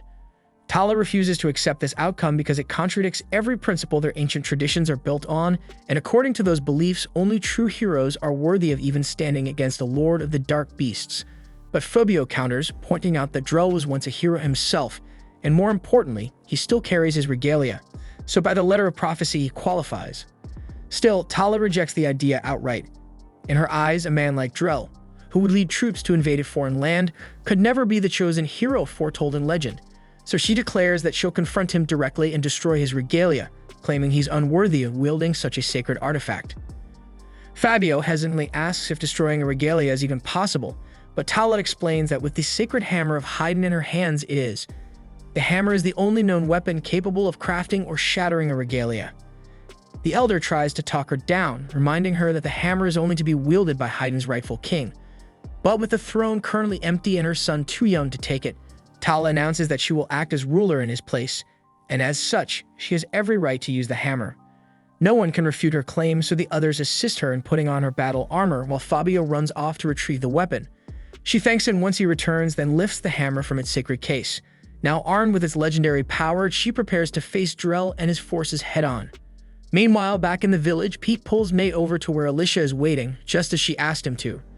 He's still buzzing with excitement from watching her demolish a swarm of insects with a single swing, so he eagerly declares that from this point on, he'll be her personal assistant for as long as she sticks around. Alicia is taken aback by how kind he's being, but since he offered, she asks if he could also bring Naru to her. Pete bolts off immediately to fulfill the request, and Clen smirked, congratulating her on gaining her very first lackey. Alicia groans and tells him to knock it off because she never asked for a servant, and what she really wants right now is a fresh outfit because she's currently soaked head to toe in bug guts. At that moment, Nay finally speaks up, asking why she was even brought here. Her knees are sore and she just wants to go home already. Alicia finds it a bit odd that Pete managed to drag Nay here so effortlessly, especially considering what Naru had said about Nay's ability to manipulate magnetism. But then again, Pete didn't come at her with anything metallic, so there was nothing for her to control. Against that kind of brute strength, she really didn't stand a chance. Either way, Alicia says she has a few things she wants to ask and tells Nay to spill everything she knows about Drell and how he's connected to the Dark Beast Lords. Nay looks genuinely lost and says she has no clue what the hell Alicia is talking about, so Alicia rephrases the question and asks whether Nay has ever seen Drell's Dark Ecker, and she explains it's basically a type of blood that moves independently on its own. Nay looks disgusted and says she's never come across anything like that, and honestly, it sounds revolting. Alicia can tell she's not faking her reaction, but Clen is certain that what they saw from Drell was Dark Ecker, and only Dark Beast Lords are capable of producing that substance. On his own, Drell wouldn't be a major concern, but if one of the Lords is backing him, then that changes everything, and they need to figure out what's really going on. With Clevitus standing right here, the only other Lords who could be aiding Drell are Zathir in the west, Rathbell in the east, and Vorden up north. And if one of them is bold enough to challenge Clevitus by lending support to Drell, then they're going to suffer the consequences. Speaking of Drell, Alicia turns to Clen and asks if it was really okay for him to leave his main body behind and show up in this smaller form. Clen replies that what they're seeing isn't his true form. In fact, it's better if Drell's allies assume Clevitus is still trapped because it'll give him a strategic edge when the time comes to strike. Meanwhile, Nay has been trying to cut in for a while and finally raises her voice again, asking if they're done yet because she'd really like to leave. While she might not have any magnetic power to use without metal, she does still have her gauntlets. They're useless while they're in direct contact with her skin. But her arms are slim enough that with a bit of effort, she manages to wriggle one hand free. She flings the gauntlets upward, then loops her handbag around them to trigger her flight ability. And before Clen or Alicia can even react, she's already floating off into the sky, leaving the two of them just standing there, watching in disbelief. While soaring through the skies, Nay spots Naru and Luna riding in a wagon headed toward Alicia and Clen. She quickly notices that the wheels are reinforced with metal, giving her an opportunity she can't pass up. She figures Drell will definitely chew her out if she shows up empty-handed, so she swoops down and lands on top of the cart, announcing that she'll be taking the two of them back to Hitterat with her. Using her gauntlets, she knocks the twin brothers unconscious and effortlessly lifts the entire vehicle into the air, snatching both Naru and Luna mid-transit. But just as she thinks she successfully pulled it off, she suddenly notices something strange. Clen is casually seated right beside her. He glances over and tells her to speed things up. They're on a tight schedule and can't waste a second. That's when Alicia leans in, pressing her blade against Nay's neck, calmly explaining that this whole cart setup was a trap from the start. The plan all along was to corner Nay and force her to fly them to Hitterat, so this turn of events works out perfectly for them. Alicia also points out that her weapon is forged from pure Heiden steel, which Nay can't manipulate with her magnetism. Realizing she's cornered, Nay wisely gives in and agrees to transport them without resistance. Back on the ground, the two brothers wake up and are relieved to see that Alicia and Clen managed to board the cart safely. They wave them off enthusiastically, shouting that Alicia is always welcome to return any time. The townsfolk follow suit, calling out their farewells as the cart glides overhead. Alicia feels proud knowing she left a good impression. It gives her the sense that maybe, just maybe, she's starting to feel like a real hero. Clen ribs her again, making fun of the overly satisfied look on her face. Alicia fires back, saying she's earned at least a little pride after helping save the town. But Clen reminds her she only pulled it off because of his assistance. Naru is still trying to piece everything together, says that regardless of how it happened, Alicia's actions were undeniably heroic. She also confesses that she was stunned to learn Luna was actually the Prince of Heiden. She awkwardly asks if it's really okay for someone like her to be holding royalty in her arms, since commoners usually aren't even allowed to touch someone of noble blood. But Clen brushes it off, calling that rule ridiculous. He explains that Naru has played a vital role in keeping Luna alive, and on top of that, her strength now surpasses that of most regular humans by a wide margin. So if anyone ever tries to belittle her again, she should feel free to flatten them. Alicia immediately jumps in to clarify that Naru absolutely should not be going around flattening people, but Clen shrugs and says that's always been his go-to method for dealing with haters, so as far as he's concerned, there's no issue. Before long, the group reaches the mountain range, and just beyond it lies the capital city of Hitterat. Clen turns to Alicia and asks if she's truly prepared for battle, and he warns her that he can't risk being seen, so he won't be able to step in and fight alongside her. On top of that, he can't allow Drell to discover the presence of dark ichor in her system, meaning her ability to heal herself will be severely restricted. Even so, Alicia insists that she's more than ready to face him and settle the score for her father's sake. Nay then guides the flying cart over the mountains, and the moment Hidera comes into view, it's clear the city is already under siege, so Drell has to be close. Alicia scans the skyline and spots him standing atop one of the castle's towering walls. Without hesitation, she seizes Nay's arm and forces her to steer the cart directly toward him. Up on the castle walls, Princess Tala and a squad of enchanted blade-wielding knights gather to confront Drell head-on. Tala rallies her soldiers, assuring them that their weapons are nearly on par with the power of Drell's regalia. If anyone stands a chance, it's them. But judging by the look of things, you can already guess these guys are about to become battlefield decorations in no time. They charge in and attempt to flank Drell, launching their coordinated assault. But Drell doesn't flinch. Instead, he simply mutters that they're annoying. At that moment, the knights realize they're doomed, but bound by duty and loyalty to Heiden, they press forward into certain death, hoping to buy enough time for the archers to get a clean shot. The archers take aim with perfect positioning, but they still manage to botch the attack because in the blink of an eye, Drell morphs his body into the shape of a blade and vanishes from view. Tala and the knights froze in disbelief, questioning their sanity. Did he just transform into a sword mid-fight? And if so, what the hell does that even mean? But with no time to figure it out, the shield bearers moved in to form a protective barrier, but they're instantly blown back by a massive force, and within moments, Drell is already clutching Tala by the throat. He praises her effort in defending Heiden, but coldly tells her that she'll never wear the crown. Tala knows he's right because she doesn't possess royal blood and only someone born of the king's bloodline is eligible to inherit the throne.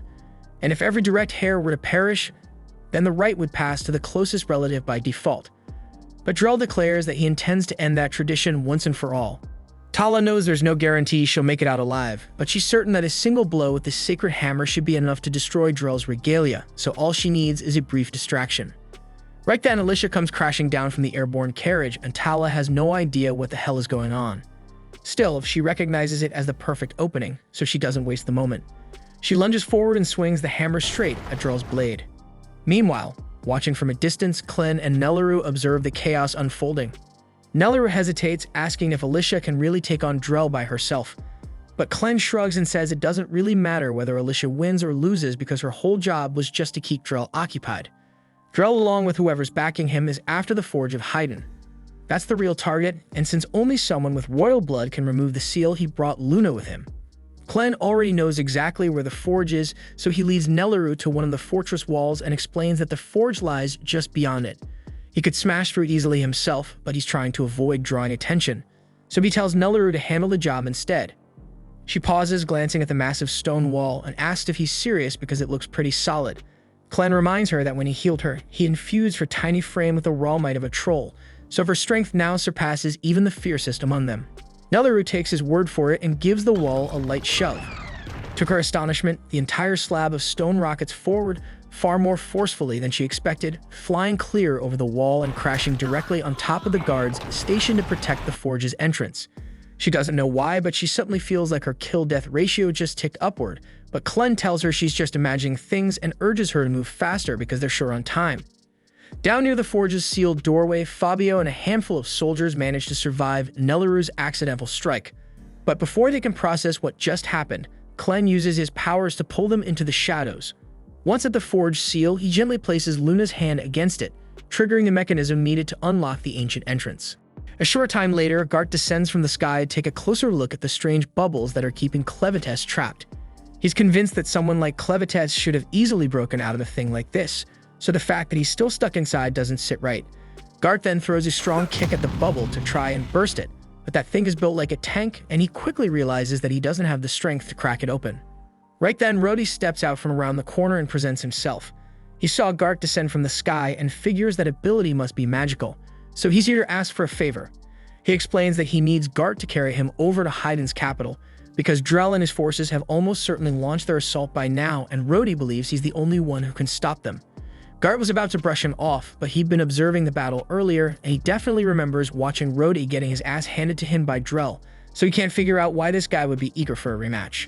Rhodey understands that his odds are terrible, but someone has to stop Drell before he reaches the Forge of Heiden, because if Drell takes control of that artifact and channels his magic through it, An unstoppable disaster is going to sweep across the land. The mention of magic triggers a memory in Gart because Zafir had spoken of something similar before this mission began. If this disaster is truly coming, then maybe helping Rhodey would be a good excuse to investigate further. Gart then turns toward Roddy and says he'll help him get to Hitterat, but only under two specific terms. First, once they arrive, Roddy has to assist him with his personal assignment for a bit, and second, Rhodey is forbidden from asking any questions about Gart's identity. Rhodey asks what the consequences are if he breaks those terms, so Gart calmly responds that he'll annihilate him. Rhodey says he could never betray his homeland, but beyond that, he accepts Gart's deal. Gart then spreads his wings and tells Rhodey to hold on tight or get left behind, and Rhodey grabs hold of his foot as the two of them take off for Hitterat. At the same time in the capital, Clen is still trying to undo the lock placed on the forge with Luna's assistance, but so far nothing's worked, even her own shit. He also thinks forcing it open might make things worse, so he decides to try entering from above instead. He tells Naru to stay with Luna while he handles it, then leaps toward the forge's chimney stack. The heat blasting out is overwhelming, easily hot enough to vaporize any normal dark beast that tried going in that way. But Clen isn't your average dark beast. He's on a whole different level, so he dives right in without a damn moment's hesitation. Elsewhere outside the forge, Naru finds herself approached by a mysterious figure, and when she turns to face him, sheer terror washes over her expression. Elsewhere, Clen is halfway down the furnace shaft when it finally hits him that this kind of heat isn't something he's built to endure. He quickly ducks into the shadow of a loose brick he dislodged earlier, trying to shield himself from the intensity. He's stunned by how powerful a forge still is, even while dormant. So part of him would love to get a proper look inside, but deep down he knows stepping in would probably roast him alive on the spot. Right then, Clen turns his head and notices something that stops him cold. The forge doors are wide open. But what shakes him more is that Naru is lying unconscious and Luna is nowhere to be seen. A moment later, the same strange man from before strolls out from behind a nearby corner. He's holding Luna in one arm and his own severed head in the other. It's the king of Heiden, but judging by the state of his body, he should have been long dead. Meanwhile, Alicia is still in the middle of a grueling fight against Drell and things aren't looking good. Drell taunts her openly, claiming she's leagues below her father in strength. And deep down, Alicia knows he's not wrong because she's barely hanging on. One of Drell's strikes knocks her straight into a group of his foot soldiers, but she ignores them because they're a waste of time. Her eyes then dart around searching for Drell, and when she spots him heading straight for the castle, she takes off after him. As soon as Drell lands atop the castle wall, the queen and her last remaining archers let loose a volley of arrows. But to Drell, they're nothing more than a minor annoyance, and he casually slices through them midair like paper. The attack barely scratches him, but it gives Alicia just enough time to catch up, and she leaps in and strikes him with a rising slash from below. Unfortunately for her, that technique was something Drell himself created, so he counters it effortlessly and retaliates with something far worse, the dragonfly scythe weasel. Then a storm of blades comes crashing down toward Alicia, hundreds of slashes in a blink. But to Drell's amazement, Alicia survives the onslaught with her body intact. He grins and compliments her resilience, saying she got real potential, just like a true heir to the Swordmaster's legacy. Alicia has no interest in hearing Drell toss around empty compliments, so she tightens her grip on her sword and demands answers. She wants to know what really happened between Drell and her father and why he ended up killing him. Drell calmly responds, explaining that her father Margot was once a close companion. They trained together at the same sword academy and were both rivals in the race to earn the title of hero. The revelation hits Alicia hard because she's never heard any of this before, and Drell is just as surprised to learn she was kept in the dark. He slides his sword back into its sheath and offers to tell her the full story. The tale of how he came to be known as Drell the Dragon Slayer, and how Margot chose to walk away from the path of a hero. 25 years ago, Drell and Margot stood face to face in a high-stakes tournament. The prize was simple. Whoever won would become the rightful wielder of the first regalia crafted by the King of Heiden after 6 years. Despite their rivalry, the two were still close at the time, so when the match began, they both promised to give it everything they had. Then when the dust settled, Margot stood victorious. Drell was crushed by the loss, but he swallowed his pride and offered a genuine congratulations. After being crowned champion, Margot was officially named the Swordmaster and entrusted with the regalia. From that point forward, he was expected to take on the role of a hero, defend mankind, and slay the beasts that plagued the realm. Margot accepted the duty without hesitation, so the king handed him the regalia, and the moment he unsheathed it, raw energy coursed through his veins. The weapon was powerful, but the king explained that it was not yet whole. Margot asked for clarification, and the king revealed a hidden truth. All regalia are born with a soul, and the very first life taken by the blade becomes the soul that binds to it. which meant Margot's first kill would determine the weapon's nature forever. Sometime later, the two old friends met at a nearby tavern to talk through what came next. Margot mentioned that he was planning to form a full squad before tackling any major threats because he didn't want to risk making his first kill something weak like a low-tier dark bug. And as for what he had in mind, Margot admitted he was leaning toward taking down a northern dragon as his first target. But the second Drell heard that plan, he jumped up visibly alarmed and told Margot to stop thinking recklessly. He understood that Margot wanted a powerful soul of darkness to seal into his regalia, but targeting the northern dragons was insane because those creatures served none other than the dark beast Lord Vorden, so provoking him now would be a death wish, plain and simple. And on top of that, all of the dragons dwelled deep within frozen mountain ranges, and there was no way Margot could survive that terrain wielding an unfinished regalia. Even so, Margot insisted this was his only path forward if he ever hoped to challenge one of the dark beast lords. Drell already had serious doubts about Margot's chances against a standard dragon, but going after one of the Lords of Darkness was outright suicidal. The old story spoke of legendary heroes rising up to defeat them one day, but Drell never believed those tales. Still, if there was anyone who could prove them true, it would be Margot, the most skilled swordsman of their era. Margot stood up and told Drell it was time to begin preparations for the expedition. He was completely confident that they could take down a dragon, but reality hit harder than expected. The conditions in the snowy region were brutal, and while spotting a dragon didn't take long, the dragon spotted them just as quickly. It circled back and rained down a wave of boiling stomach acid.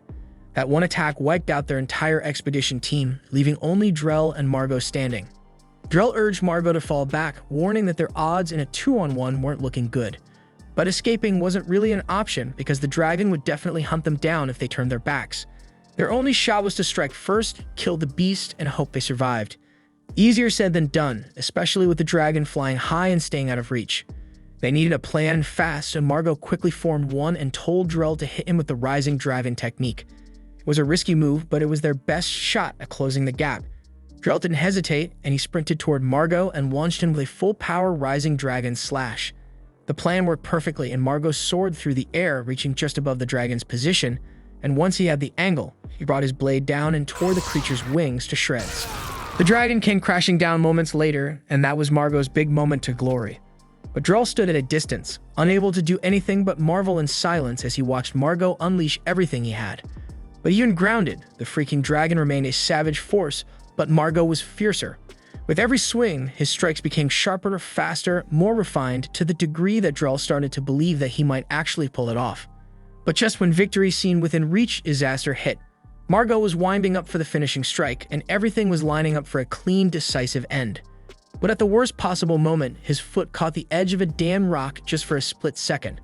But that damn tiny stumble was all the dragon needed, because the bastard whipped around and tore Margot's foot off in one brutal swipe, shattering not just his stance, but his last shot at becoming the hero he'd always dreamed of being. Right then, Margot understood this was the end of the line, so in his final moment he tossed the regalia across the battlefield toward Drell, and shouted for him to end it, seconds before the dragon crushed him under his damn foot. Drell barely had time to process what just happened, but he already knew what had to be done, so he snatched the regalia and charged at the dragon without hesitation. And thanks to the damage Margot had already inflicted, Drell had no trouble severing the dragon's head with a clean blow, and for a second, he could barely believe what he just accomplished. He spun around, ready to tell Margot that they did it, that they actually took the monster down. But before he could speak, the regalia began glowing as it drew in the creature's soul. Drell could feel a tremendous force surging through the blade and into his body. The strength was so overwhelming that he had never felt such power before. But as soon as the process finished, that feeling of triumph disappeared completely, because a horrifying presence made itself known behind him. All the noise had attracted the attention of none other than the dark beast Lord Vorden, and to Drell's horror, Vorden spoke and just asked if he carried it. But the next thing Drell remembered was waking up alone, lying in a pool of his own blood, but somehow despite everything, his body was still intact. After that shit, Drell was able to bring Margot and one remaining survivor back to the city, and from that point on, Margot stepped down from his role as a hero and spent the rest of his days in quiet retirement, until the day Drell ended his life. But even after rising to fame as the Dragon Slayer and earning the status of a hero himself, Drell's belief in the hero myth never solidified. He remains convinced that the legends are nothing but fabrication and that the royal family is hiding the most critical truths behind them. The Queen has no idea what the hell Drell is going on about, but she knows there's nothing she could say now that would change his mind. Alicia then asks him if he believes that the true secret hidden from the records is magic itself, and Drell affirms it. He says that's what the voices in his head have been whispering to him ever since he faced Vorden, and now he knows exactly what has to be done. Drell then casts a necromancy spell, summoning a massive undead dragon made entirely of bones, and with that damn beast, he smacks Alicia off the wall and takes off into the sky, riding its spine straight toward the forge. At the same time, on the ground below, we see that Alicia survives the impact, but her arm and leg are badly damaged, so she uses Dark Ichor to repair them, and she still can't endure that damn pain.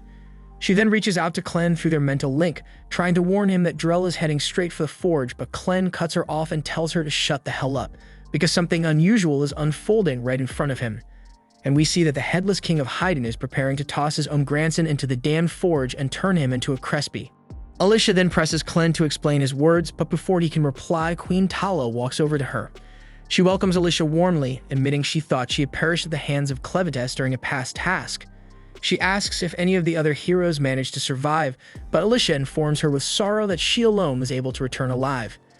Tala is grieved by the news, yet she's still relieved that Alicia stands before her.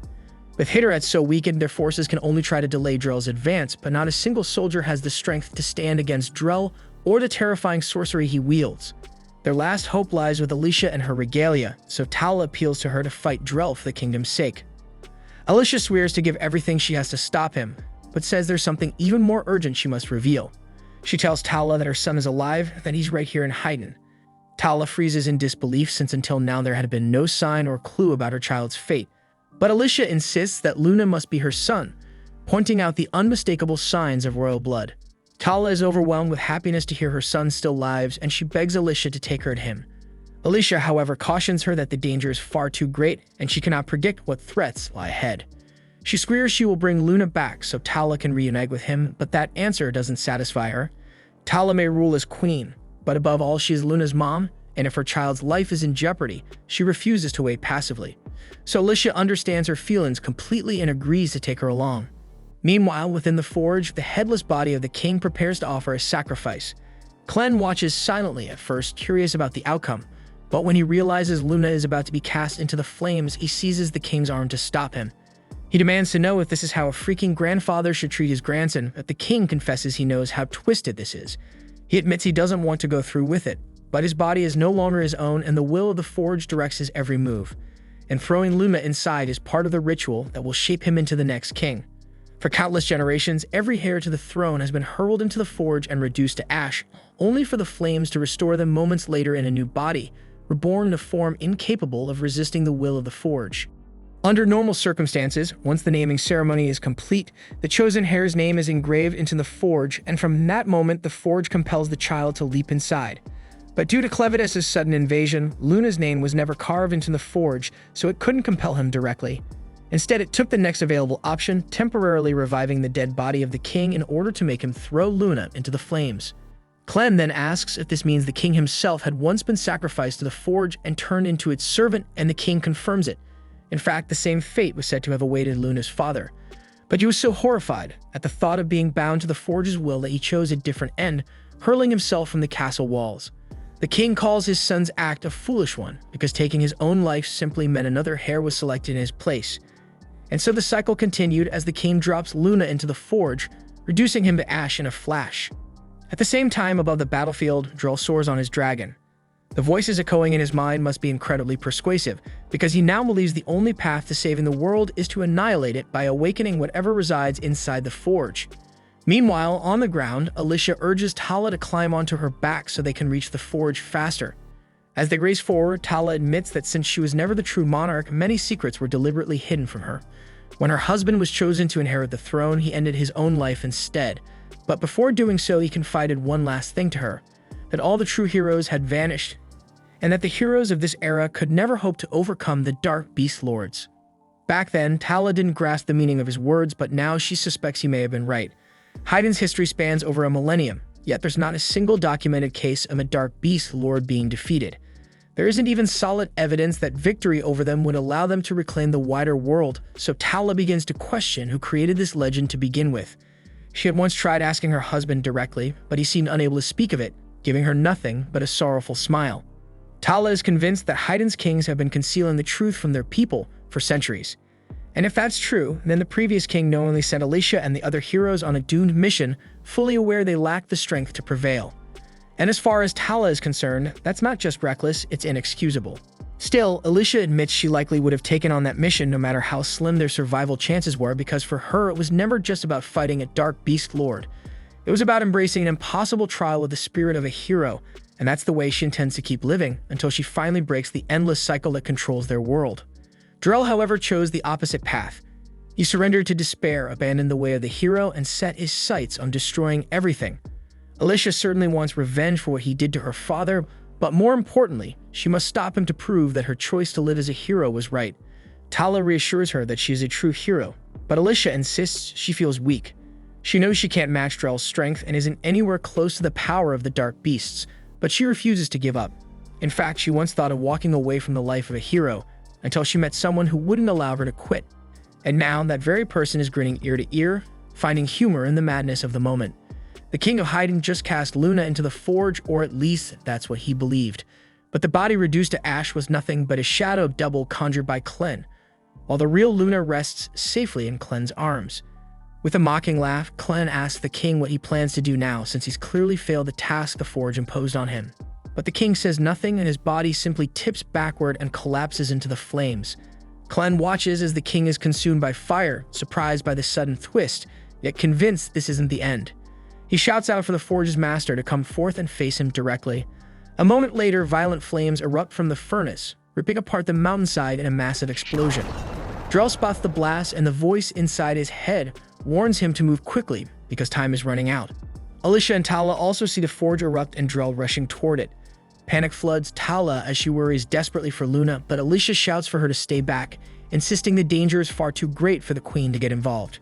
She trusts that Clen wouldn't let Luna die in chaos like this, but if Drell reaches them first, it'll become a disaster. Just as Drell is about to enter the forge, Gart swoops overhead and drops Rhodey onto the battlefield, just as promised. Rhodey immediately locks eyes on Drell and shouts that he won't let him go any further. He then powers up his spear, summoning a colossal spike of ice at its tip. The frozen javelin pierces straight through Drell's dragon, and Gart, amused by the scene, chooses to remain nearby to watch events unfold from afar. When they crash into the ground, a massive cloud of dust rises up, and Rhodey wonders if his strike actually managed to bring Drell down. But as the haze clears, he realizes Drell had blocked the attack, and Rhodey is knocked back just as Drell moves in to end him.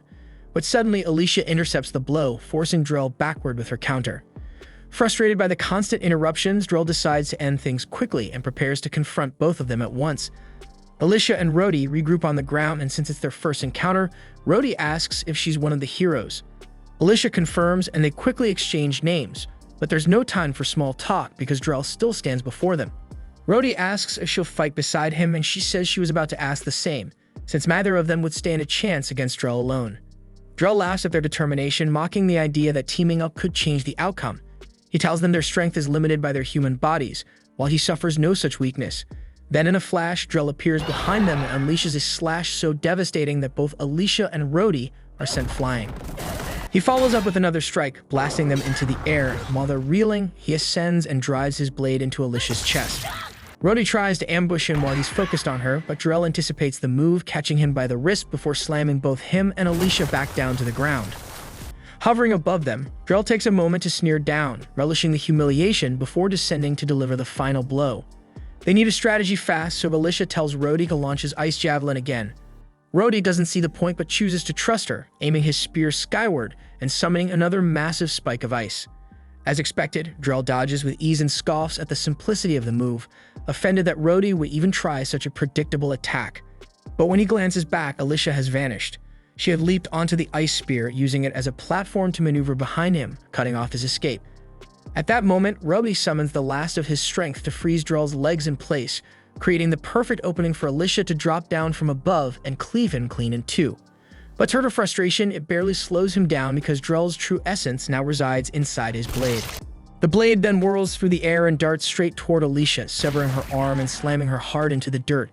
Rhodey rushes forward to catch her, and when he looks up, he sees Drell's body knitting itself back together from the swirling mass of dark ichor.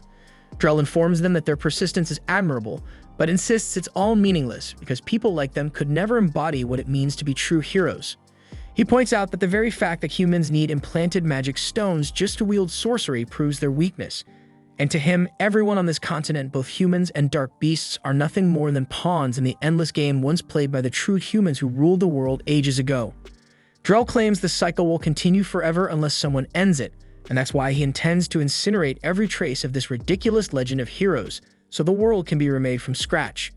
Until that day comes, he declares he'll commit whatever atrocities are necessary. Through his link with Alicia, Clen hears Drell's words and finally grasps both his goal and by extension the will of his master Vorden. Clen himself has never encountered these so-called true humans, which makes him believe they must have vanished long before he ever rose to the rank of Dark Beast Lord. That realization leads him to conclude that the mysterious book in front of him must be one of the last surviving relics tied to their legend. The moment the book manifested, the forge itself vanished, making Clen realize it was nothing more than a tom that had been manipulating Heiden's monarchs into sacrificing themselves. Worse, it had the power to reanimate them as puppets to further its designs.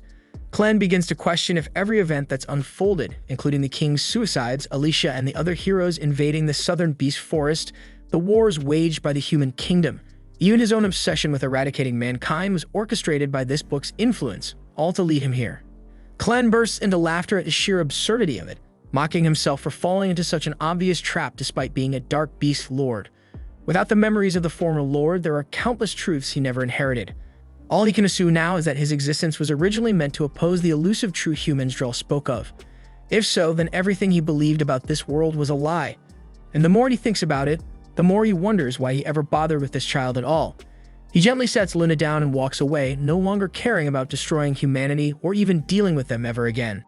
Then with a snap of his finger, Clen lets the Book of Toe drop onto the floor, and he is about to walk out the door, but Alicia hears Clen's whole rant through their mental link and immediately calls it total garbage.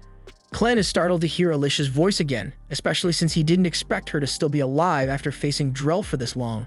Her current situation isn't looking too fantastic either, but that's not what she wants to talk about. She demands to know if Clen truly believes it's acceptable to walk away after everything he's done, but he responds that now that he understands what Drell and Vorden are really chasing, he sees no point in interfering.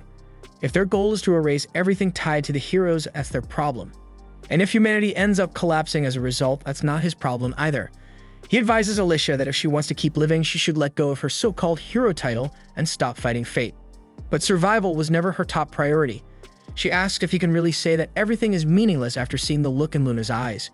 She doesn't give a damn about so-called pure humans, original heroes, or whatever prophecy people keep quoting, because none of it holds meaning. Those so-called true humans from the legends, who knows what they were, and if they couldn't survive in this world, then what gives them the right to act superior? Clen realizes she has a valid point, so he turns back toward Luna and sees the child sobbing uncontrollably, struggling to get on his feet. After stumbling once or twice, Luna finally manages to stand, and watching that hits Clen hard. He suddenly remembers that mankind can still grow and move forward even after all their failures, so maybe there's still a path to something better. At the same time outside, Drell warns Alicia to think carefully about her next move. She should know she doesn't stand a chance without a regalia, but Alicia charges forward anyway. Drell declares this will be her last mistake and swings to finish her, but at the very last moment, Naru hurls a massive block that knocks him away, giving Alicia just enough time to reach her regalia. Drell breaks through the obstruction and rockets toward her again, but Alicia slides underneath his path, and as she closes in on her weapon, she uses her Dark Ichor to reel in her severed arm. Drell hesitates when he sees that she also has Dark Ichor running through her damn body, and that brief pause gives Alicia the perfect shot to land a rising dragon slash straight into him. Everyone below watches in stunned silence, blown away by the move Alicia just unleashed, but Rhodey quickly realizes something's off. Drell somehow managed to block her strike with his blade, and he's still completely intact. Worse yet, he landed a slash across Alicia's chest in the exchange, sending her spiraling toward the ground like a ragdoll. Drell jeers at her, calling her a fraud with no real drive, so someone like her could never beat him. But as she falls, Alicia fires back mid-air, saying he's the one who lacks ambition. He spent all this time assuming the hero legend was a lie just because he couldn't match the Dark Beast Lords and never once stopped to consider that maybe he just sucked. Getting called weak sends Drell into a blind rage, and he rockets toward her in fury. But Alicia stays calm and tells him he might want to get his eyes checked, because her earlier attack wasn't aimed at his body at all. Her true target was his sword. Drell doesn't listen and lifts his weapon to strike her down, but just before he can bring it down, his blade shatters right in his hands. He stares in shock, unable to process what just happened, because regalia weapons aren't supposed to break ever. Alicia says she isn't entirely sure how she pulled it off either, but each time their blades clash, she swore she could hear faint screams coming from his sword, so she figured it had to be vulnerable. That comment jogs Tala's memory because earlier she struck Drell's sword with the hammer of Heiden. It didn't break then, but the damage must have stuck, weakening it enough for Alicia to finish the job. Alicia is still plummeting, but Naru manages to sprint in and catch her before impact, and while she's clearly hurting, she's still alive. Drell, on the other hand, is in serious trouble, because his body right now is nothing more than a shell made of dark ichor. And with his regalia now destroyed, it's likely that Vroco has completely lost faith in him, so whatever comes next won't be pretty. Suddenly, the ichor in Drell's body starts going berserk, and his flesh is being peeled away as the ichor rips out of him, piece by piece. So it's obvious now that Vroco has cut him loose and is reclaiming all the power he gave him, no matter the cost. Drell screams in agony, pleading with Vroco not to abandon him, and he insists he can still destroy the hero legend. But at this point, it's already far too late. As Drell fades away, he reflects on everything he's done. Deep inside, he knows the real reason he despised the hero legend so much because it gave Margot hope that ultimately got him killed.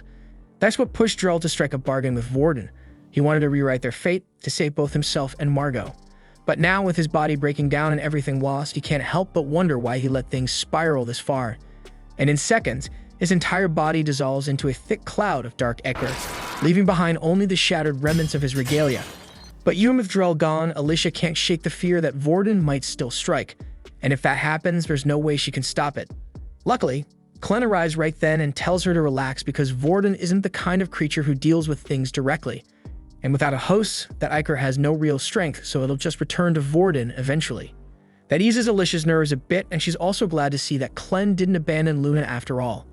A few moments later, Tala walks up, and the instant her eyes land on her son, the emotion hits her hard. She drops everything and sprints toward him, ready to scoop him up in her arms, but Clen stops her. For a second, Alicia panics, thinking Clen might be trying to keep Luna from her. But that's not it. He just believes that the future king should walk back to his mother on his own 2 feet, so he gently sets Luna down and encourages him to walk over. Watching him take those steps on his own moves Tala to tears, and she drops to her knees as she pulls her boy into a warm embrace. The whole scene is touching mother and son reunited after so long, but Alicia can't help noticing the irony. After all, it was Clen who raised their city and took Luna away to begin with. A few minutes pass, and the adrenaline starts to wear off, so Alicia finally collapses, flat on the grass. Rhodey and Naru rush over, panicking at the sight, but she tells them to chill because it's nothing life-threatening. Her injuries may look bad, but she's not dying anytime soon. What she really needs is for Rhodey to head back down and let the soldiers know that Drell is gone for good. Rhodey nods, grabs Drell's broken regalia, and takes off down the slope, ready to spread the word of Drell's death and that the war is finally over. Clen stands quietly, watching as Rhodey disappears into the distance, and to his own surprise, he actually feels content with how everything ended. Still, he decides to keep the Book of Toa with him for the time being, not until he gets to the bottom of what's really hiding. But before he can even take a breath, one of Vroco's messengers materializes behind him and coldly warns that he'll come to regret all of this, because the prophecy of Toa is about to unfold. Clen's never heard of that prophecy, and honestly, he doesn't care to. Without saying a word, he summons his shadows and tears the avatar apart on the spot. With that, this chapter comes to a close, but their journey is far from done, because Clen still has a lot to understand about humankind. Out on the battlefield, Rhodey storms forward and shouts at the top of his lungs that Drell has been defeated, and it was the hero Alicia who struck him down, and he holds up Drell's fractured regalia to prove it. The moment Drell's troops see the evidence, the realization sets in. Their commander is really gone, and that means this war is lost. No one wants to throw their life away now, so the enemy lines begin to collapse as soldiers retreat in every direction. Rhodey, not wanting to spill more blood, calls for his allies to let them go in peace. The announcement ripples across the entire war zone. Soldiers on both sides stop mid-fight, stepping away from each other the second they hear the truth. And if you're wondering about May, she's been chilling a haystack this entire time, and now that the war's ended, she's not sure what to do with herself. As for Gart, he saw everything from above, and now that everything's wrapped up, he turns around and flies off to deliver his report. Elsewhere, near the edge of the lake, the royal priest of Heiden has stumbled across the blood-red orb keeping Clevitus sealed. One of the guards, curious beyond reason, starts to reach for it, but the priest grabs his arm and yanks it back. He scolds the man, telling him this is not the kind of thing you poke. Whatever's inside that sphere, it's alive, and for reasons no one can understand, it's choosing to stay quiet. The priest wants to keep it that way, so he instructs his guards to keep everyone far away from it. No touching, no staring, nothing. At the same time in Heiden, we see Alicia, Clen, and Naru have found shelter in one of the remaining homes. Naru has just finished patching up Alicia, even though it's mostly for show, because Clen already healed her injuries earlier. Still, if people found out she was in perfect condition right after a brutal fight, it might raise questions. That said, the wounds may be gone, but the agony from those hits still lingers deep in her bones, making it hard for her to think straight. Clen explains to Alicia that the only reason she's still breathing is because he had to patch a critical wound in seconds, so of course it's going to hurt like hell. But more than that, he had to let her bleed a bit on purpose just to keep the dark ichor hidden. That's a detail he's not ready to reveal to the public, so he turns to Naru and asks her to keep that knowledge to herself. Alicia then asks Clen if he actually believes what Drell said about the so-called true humans being the only ones capable of becoming real heroes. But Clen's got no clue if that's true or just more garbage from a desperate man. What he does know is that the name Toll seems to hold a huge amount of weight in the prophecy, and the book has clearly been influencing the royal bloodline of Heiden for generations, which means the actual origin of the legend must be buried in its pages, but unfortunately he hasn't been able to crack it. When the book materialized, it came with a key, so naturally Clen tried unlocking it, but the damn thing didn't budge. The only explanation is that the key was meant for a similar book elsewhere in the world, but how many books like this exist or where they're hiding is anyone's guess. But before they can dwell on it longer, Mikkel knocks on the door and says that the queen has requested their presence, so they all head over to what's left of the palace. Most of it was leveled by Clevitus, but thankfully, the throne room is still standing. The queen greets them and thanks them for agreeing to see her. By now, they probably already know why she called them. First and foremost, she expresses her deepest gratitude that without their efforts, the entire kingdom of Heiden would have been reduced to rubble. But unexpectedly, Naru looks like she's about to have a breakdown, and she suddenly bows her head and apologizes to Queen Tala. Tala is taken aback and asks what's going on, but Clen explains it's not a big deal. Naru just can't shake the feeling that she wasn't worthy enough to be feeding the heir to the throne. Tala gently steps toward her and says that could not be further from the truth. In fact, she considers Naru to be a hero. The entire time Luna was missing, Tala was haunted by the fear that her son might be starving somewhere without her. So when she found out that Naru had stepped in to take care of him, she was overwhelmed with relief. And Naru says it means everything to hear that directly from her. After the heartfelt moment, Tala turns to the group and says that if there's anything they want, land, riches, or a noble title, they just need to name it. Alicia looks tempted, especially at the idea of getting an official title, but Clen already has something in mind. He says what he wants is to stay right here in the palace and take up the role of Luna's magical tutor. This was the final episode. Subscribe for more anime recaps.